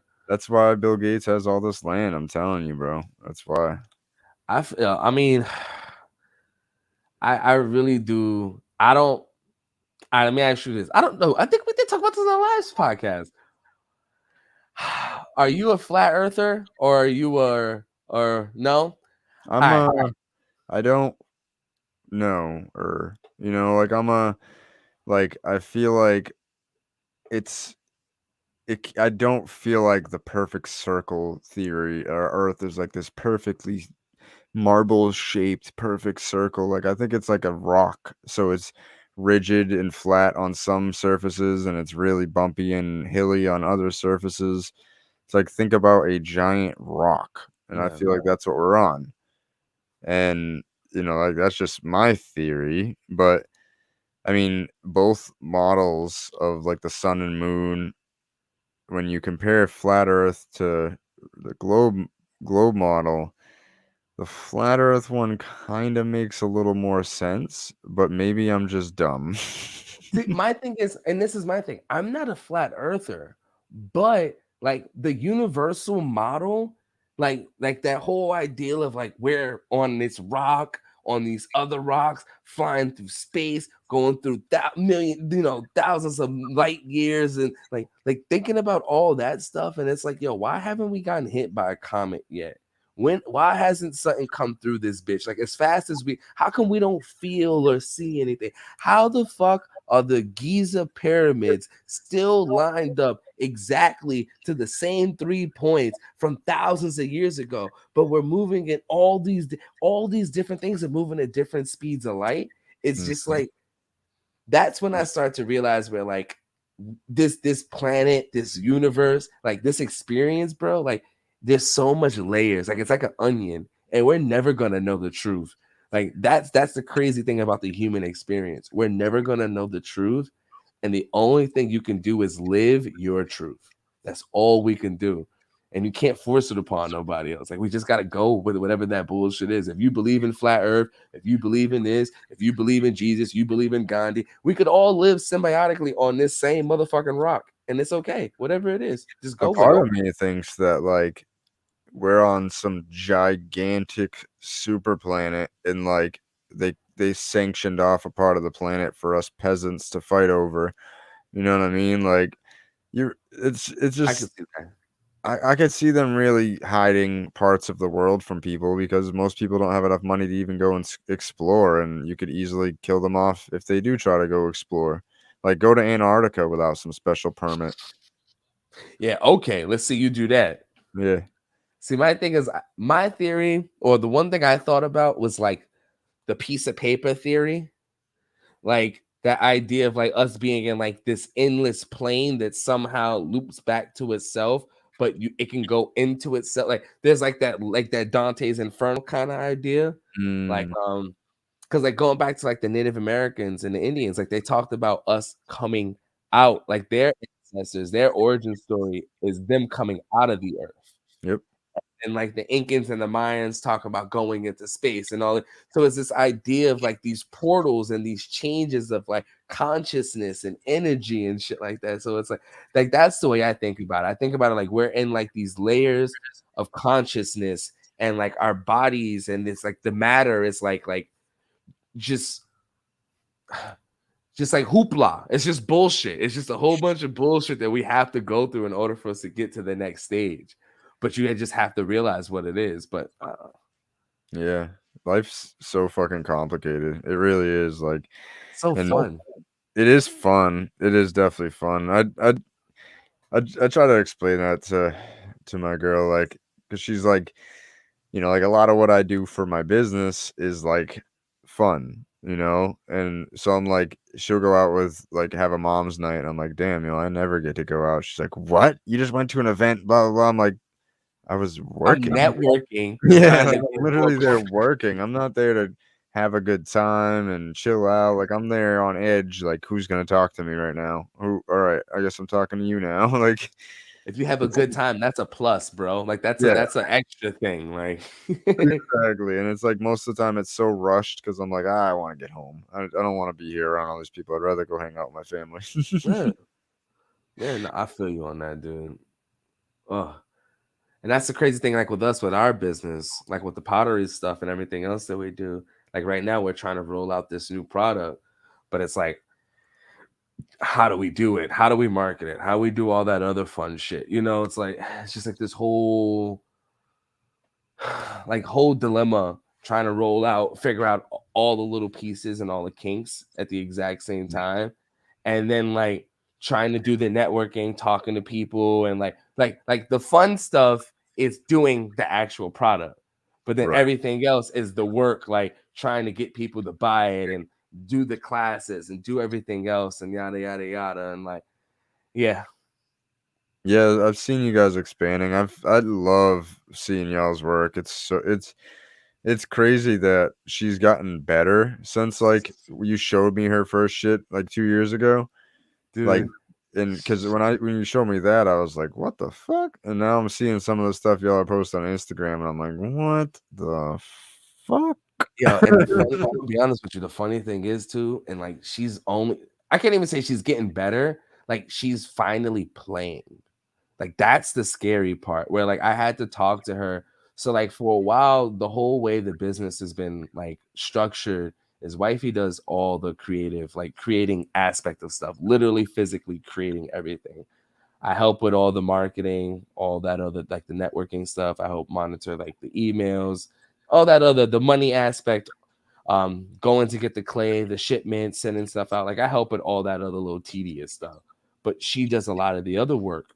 But in the process of her, again, of us building a brand and building like this core kind of group of people that would consistently buy stuff, she got Mhm. caught up in this idea of like replicating the same thing, like this whole idea of repetition. And Like, as an artist and as a creator, like something about that, like you get broken after a while, and like you can't be your true self, and you actually start stagnating your own growth because you're not doing the things that you enjoy. You're doing something just to sell it. And like we had a conversation, and I was like, listen, like you got to do what you enjoy, what you love. Do the things that got you motivated and that made you want to make this a career. Like I'm doing my shitty job and sacrificing so that we can go to the next level, so we can have fun. And that's what you have to do. Don't look at this as like, oh, I have to make this same mug style just because people want it. No. What is it that you want to create? No one else can do what you do. Like, that's the amazing thing about artists and creators and musicians and entrepreneurs. Like, they have the mindset and the vision to bring some shit out of the mud and bring it out of, make something out of nothing that people now want and they crave and they have to have it in their lives. Like that whole aspect, like that shit, like you can't waste that skill. Like that's something you have, and you have to keep pushing that. And I constantly tell her, like, listen, babe, like keep doing your thing, do what makes you excited, what makes you fun. And like the new shit that she got coming out, I'm really excited about. I'm so excited. And then we're trying to think about, I gotta order a mug or something special for the wifey this year for Christmas. Oh, dude, yeah, let me know. We'll do a custom order and do something cute for you guys. Hell yeah. Hell yeah. Yeah, I've been, dude, I stopped drinking coffee and everything. I haven't even used my mug much. I've been drinking this energy drink called Zoa. It's from fucking The Rock. Yeah. And it's, the only thing really bad about it is the caffeine. Like, I guess there's a little bit of sucralose in it too. I just realized I didn't think there was. I missed it reading through the label before. But it's got a bunch of like B12 vitamins and amino acids and a bunch of other stuff in it that, like, caffeine doesn't really do it for me, but like everything else in that drink plus the caffeine, it just gets me going through the whole day. Like it's like that vitamin supplementation we're talking about. Like it's like it gives me those things that I should be getting from my meal in the morning, but sometimes I just don't want to cook up eggs and sausage and all this other stuff. Like, oh yeah, that's the other thing. Since we talked, I'm not a vegetarian anymore. Hey, I bounce between. Like our rule in the house is we only eat meat if we have to on the weekends, and we have to cook it. Like we kind of make like exclusive rules and stuff like that, but our same thing. Our thing is mostly vegetarian, but like again, like you crave it. Sometimes you can't get the protein source from eating other vegetables and shit like that. And like again, like I don't always want to eat tofu, like or certain shit. I don't know, like Tofu's so bad for your testosterone and shit too. Yeah, exactly.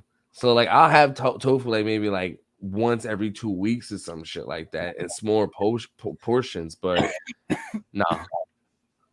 See, I never really like did tofu. Wife didn't like it. She does the majority of the cooking, so okay. we never had it. It was kind of a blessing. It's not that bad. It's you don't. It goes to whatever flavor you make it. Like if you spice that shit up, it's gonna taste good. But I agree with you. It's just one of those like it ain't good for you, so don't fucking eat it. Like, unfortunately. Yo, this is crazy. 7 episodes in a row that I have just like honed in. Like I'm the direction I'm looking, right? Like this is my camera, my computer's down here, and you're right here. So like that's where I'm looking. I'm like looking as if we're having a conversation. So I like the timer is like off to the side, and I don't look at it, and all of a sudden I look up and we're at fucking over 2 hours again. And I'm like I'm really loving this season. Like everybody that's been on this season, this planning thing is working, guys. Like this I have all my podcast guests scheduled for the entire year, and I don't have to stress about it. I hit up my guests. Even like this is the worst I've been. Usually every week for 6 weeks I hit up the guest on Monday. Yeah. I ask for the headshot, and then I put out the promo on Tuesday. And then I was so busy. I just started this job on Tuesday. I'm working open to almost close. And then coming home and like doing everything, I just fucking didn't do it. No. It's so like I've had a system going now, and with like the planning and like the promo that I put out on Instagram, that's just the template that I made now. So all I have to do is plug in the new picture, change the name, and change the episode, and boom, like that's like 2 minutes of work tops.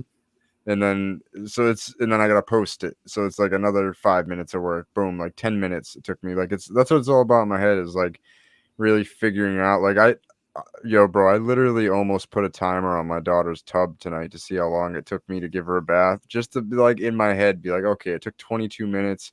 All right, so if I do this, maybe we can make it quicker. Like, like whatever it is. No, don't optimize everything. Some things you gotta have fun with. Yeah, true. True that. No, I have no, but such an analytical brain sometimes. but that's smart, dude. I'm glad you did that plan and shit. I might have to take you up on that one. So that's the thing. Like sometimes you get caught up in life, bro. Like shit happens, and again, like life is crazy. Here's what I'm thinking. When is too soon to start booking for 2021? You know what I mean? Like I've hit up a couple of bigger guests because I'm trying to get a big guest on for my first year of, oh wait, not 21, 22, sorry. 2022 guests. When do I start booking that? Like I've had this booked for a while. We're in October, like January's not that far away.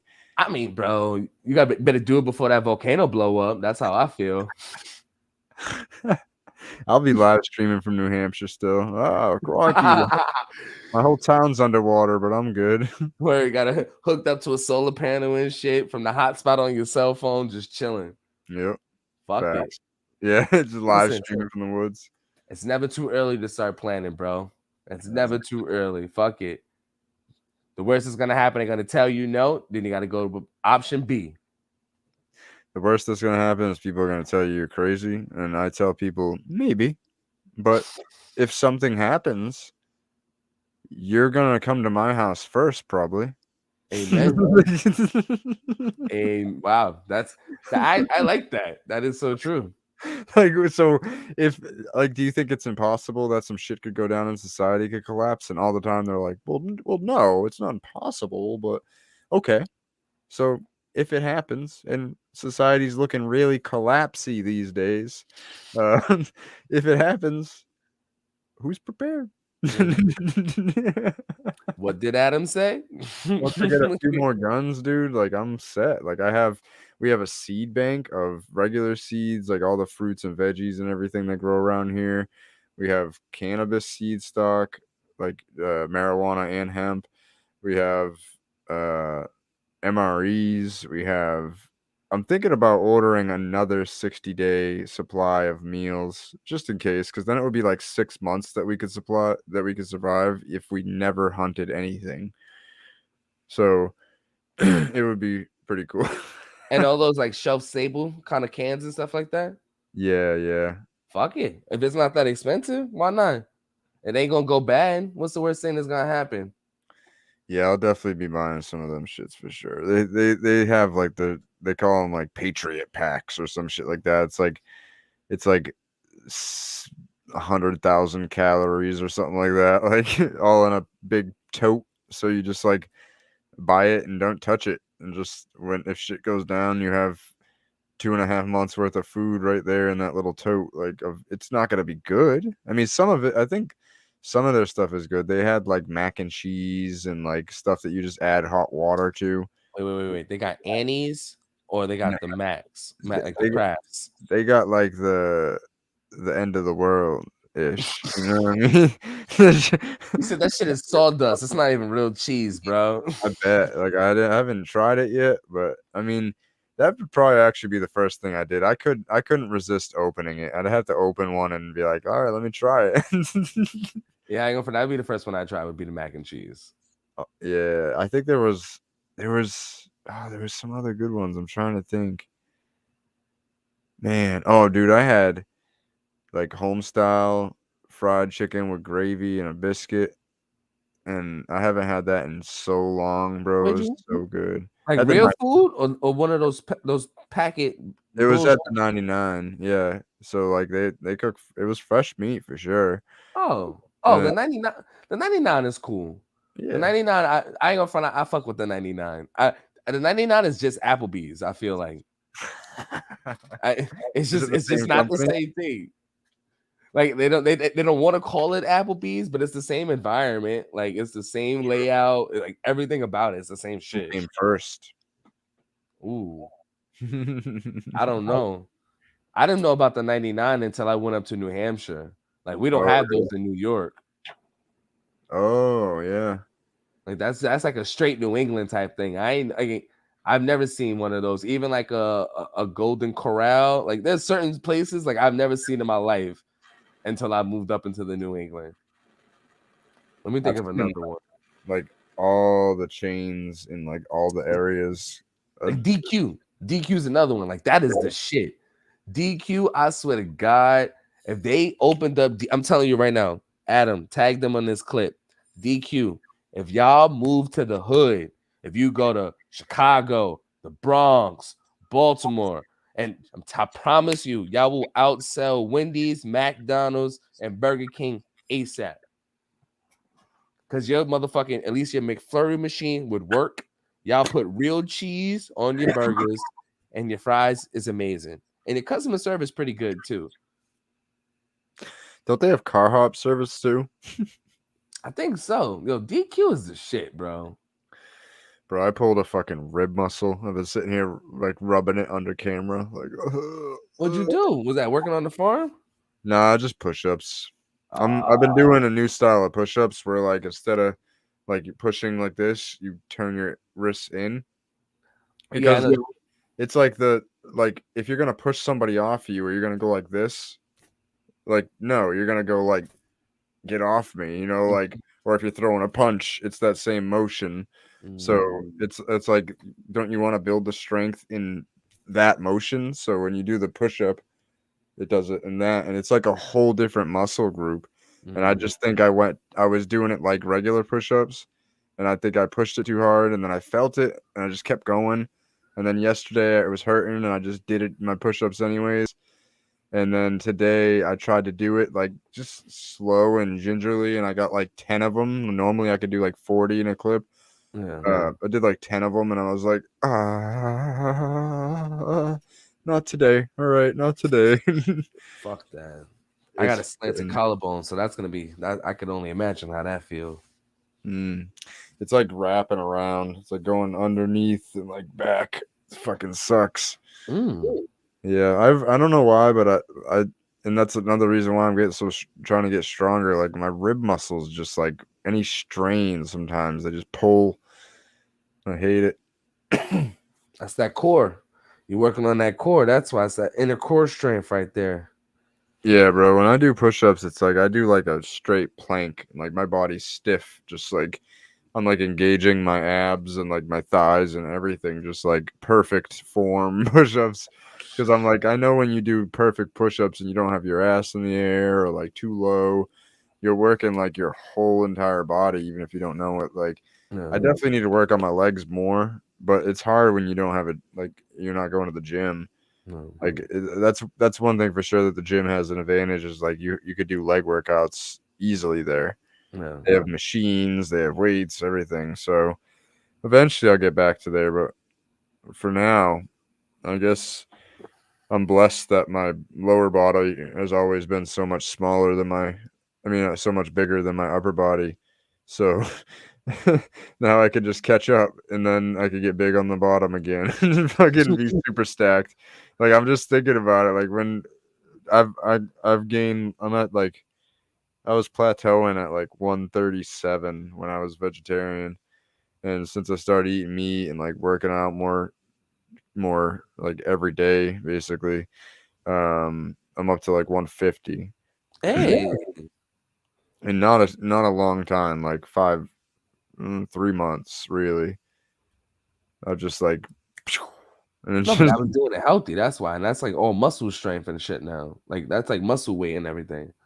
yeah, bro. And then like the beginning of this month, I was having some stomach issues and wasn't really eating. And I was going through some shit, so I wasn't eating on top of my stomach issues. And then, like, I just was eating like maybe one meal a day for the first like 6 days of this month, and just like going through the motions. And I stepped on the scale and I was back down to 142, and I'm like, fuck, man, like what the hell? And then I just started working out, like again back on my regiment, and I got back up to like 147 yesterday when I weighed myself, and I was like, okay, so I just like did like a fat cut, because like when I was looking at my chest, it was like I could jiggle my chest a little bit. Like it was all solid muscle, but I was like, why can I jiggle it too? Like I don't like that. And then all of a sudden, it just fucking after that 6 days, I lost that weight, and it was just like all the fat on my body. I didn't have a lot at all. It was just like sucked out of me, and I'm like, whew, all right. We look like my body looks different after just doing that for 6 days. Oh, fuck. Well, maybe that was what your body needed. You never know. The body, you know what I'm saying? The body does what it, you know what I'm saying? It's going to tell you what it needs. Yeah. Big facts. Dude, that's crazy. What time you got to work in the morning? I got to be to work at 9:30. Oh, shit. Yeah. I feel you. I got to be there at 10. I'm ready to touch my toes. It's Friday. My commute is nothing, though. It's 8 minutes away. Fuck you. My commute is 3 hours round trip. Sometimes, all right, hear me out. Sometimes there's traffic and it takes me 10 minutes. Fuck you. Yeah, it's dope. And the other, like, I'm splitting between 2 locations once I'm like done with training and whatnot. And so I'll be going to Fall River, which is only like 25 minutes from me. And there's never, ever traffic going down to Fall River from Taunton. So like, I'm just, I can't even believe that the universe, like, I've been applying for jobs low key all year. All year. I knew what direction my business was heading, and it's like I gotta move to an online only format. I'm thinking get rid of my retail locations because it's just too much overhead, and it's, which is unfortunate. But I was like, okay, so the CBD side isn't gonna make me money. What about the environmental research side? And I'm like a dreamer type of person for sure. So I was like, everything's gonna go right, and this is what's gonna happen, and I'm gonna make $50,000 this year on my own, like, and then it just doesn't happen because things get held up by politics and people wanting the Environmental Protection Agency to approve it, and them dragging their feet, and everything just gets delayed. And I'm like, fuck, I don't think this is gonna make money either. And I'm like she's been on my ass because she's like, we need to get out of the in-laws house. I'm like, I know, I'm working on it. She's like, no. We need to get the fuck out of here. Like, I'm like, okay, all right, you're right. All right, let's all right. I'm like, I've been applying to jobs. She's like, you have? I was like, yeah. And then I just like started doing it more frequently. And then I applied here, and I think it said there was like 800 other people that applied to it. It was a lot of people. Like every job I was applying to, there was like hundreds of people applying. And when they told me like how much they're paying me, like all the flexibility that I was talking about earlier, I was like, this is a no-brainer. Like, it's like, I hate to call it a safety blanket, but it's like more than a safety blanket, because it's like I'm not busting my ass. I'm putting no physical strain on my body except for the occasional moving a mattress. You know, like I'm putting in mattresses are what, 40 pounds, 50 pounds. It's not really crazy.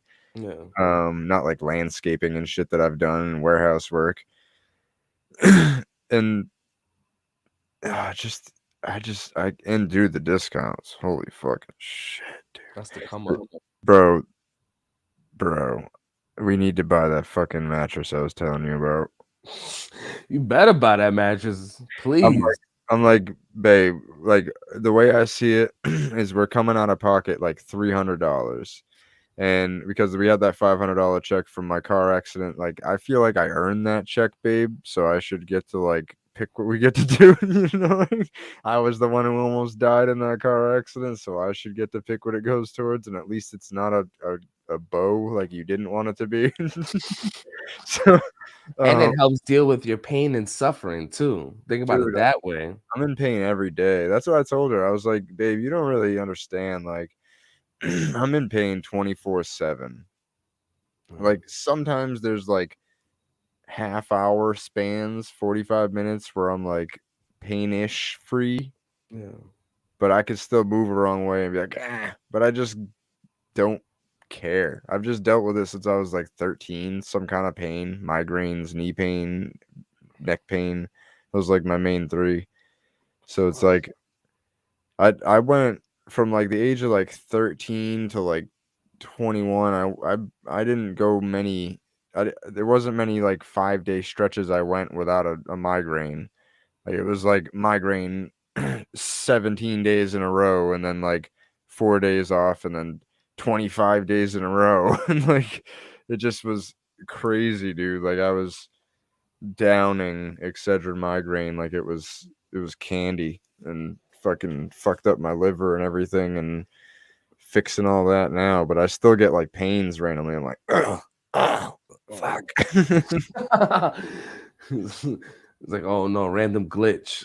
Yeah, that's how it feels. I'm like, that's that liver failure. I don't know. House said.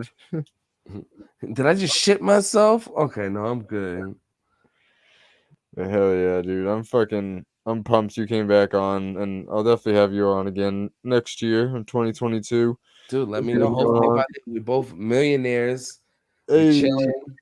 the thing, what's I was noticing too is since the last time we spoke, and you've Yeah. been doing your podcast steady since then, your mic presence has definitely gotten even better. Like it wasn't bad before at all, Yeah. but you could tell that you've been speaking on the microphone a lot more frequently. Thank you. I appreciate that. I like the feedback. Like I've been working at it, and like that's the biggest thing. Like again, like the business is just me and the wife, Yeah, and like with our podcast, like we try and get guests on, and like when we get guests on, we try and get people that we can have like real in-depth conversations. Same thing like with you do, and like yeah, we want to bring friends. And the way I look at it, like, and I'm gonna basically, me and you kind of have the same formula, which is kind of crazy as hell. Like the way I've been doing it recently is I use this as an opportunity to reconnect with my friends again, or family, or lost relationships with people yep, that I wish that we didn't lose connection, but now we can foster a new relationship, or at least now we have 2 hours to just catch up, and you can tell me about what you've been doing professionally, what's been your motivation, what's getting you going. I've been stalking you on Instagram, and like how we were talking about earlier, like all I do is work. That's all I do. My Saturdays and Sundays is dedicated to the side business. Monday through Fridays, I'm doing the 10 to 6. I don't get home until 8:39. So it's like when I have my free time, it's my time, and it sucks that I don't get to catch up with people. But the mm, podcast allows me, I use it as therapy. I'm not gonna lie to you. Like same. I was told by I was told by people who, fuck that. I was told by my employers straight up that I need to go to therapy at one point. And I didn't take it as a negative thing. Usually people take that as a bad thing. Like, oh, why are you telling me go to therapy? Like I wasn't upset. I was upset, excuse me. I was upset that they wouldn't give me the resources. But it made me realize where I was like, yo, dude, like you got to work on yourself. Maybe you need to listen to yourself. Maybe you need to talk these things out. And that's kind of what the podcast has turned into, where we talk about just these random events. We talk about shit. And I use it as a space to get out of my mind, because that's a problem I have with someone. Like I have functioning depression. A lot of Same. people don't know. I don't talk about it. Actually, the sad part is I do talk about it. If you know me personally, I have a lot of dark jokes about my functioning depression and stuff. But because of it, I'm constantly in my head. And like this podcast space has really allowed me to just really just get out of that space, or more tap into it and realize like it's okay to have these thoughts. It's okay to have an opinion. Like how we were talking about earlier. Like I'm not trying to hurt nobody. I'm not forcing this upon anybody. Honestly, I'd be excited if cancel culture came after me, because then I get more listens on my motherfucking podcast. So if I be honest with you, like a lot of the things I say, if people get offended about, just like Dave Chappelle's recent stand-up, I'm sorry you're offended by it, but this is my reality.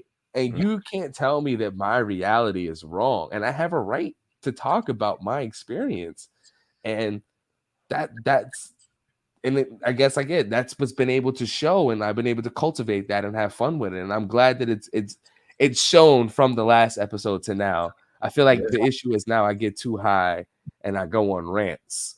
That's the biggest issue, because sometimes my wife, she'll get high and she won't contribute to the conversation, so I'm just talking to myself. She's just sitting there like, And I'm like, baby, and she's like, yeah, I hear you, bitch, talk to me. She'd be like, oh yeah, ha ha ha ha.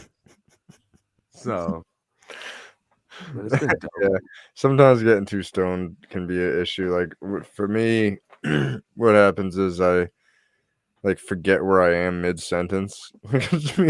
I'll be talking and be like, yeah, so the way the soil microbiology works out is that. What was I talking about again? The whole subject is just go. I swear to you, that happens to me so many times. I'm just like, I don't even know why. Like every time I'm just looking up.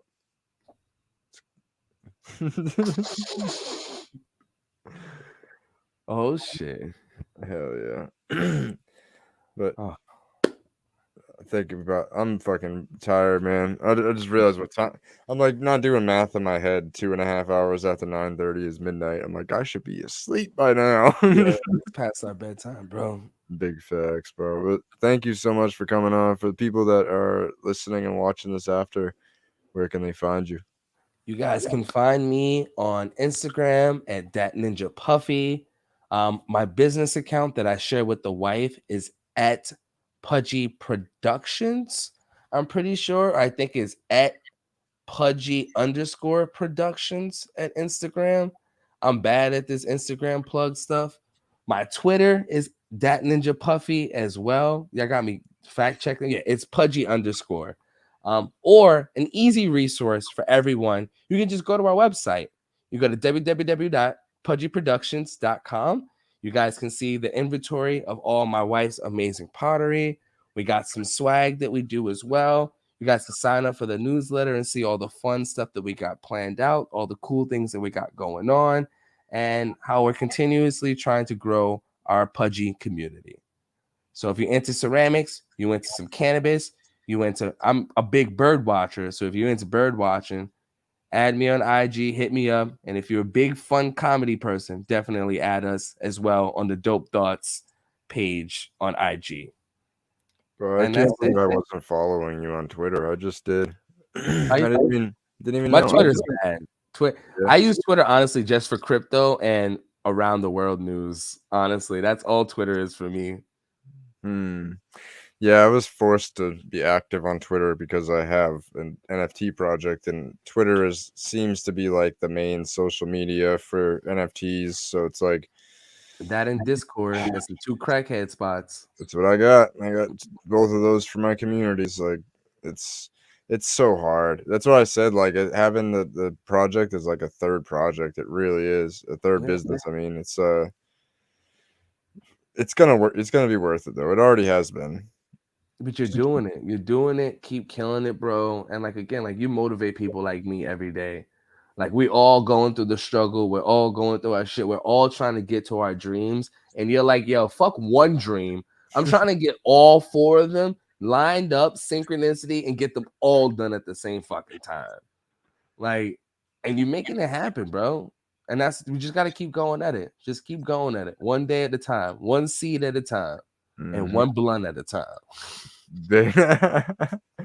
Hell yeah, man. Well, thank you for coming on, and thank you guys for listening and watching.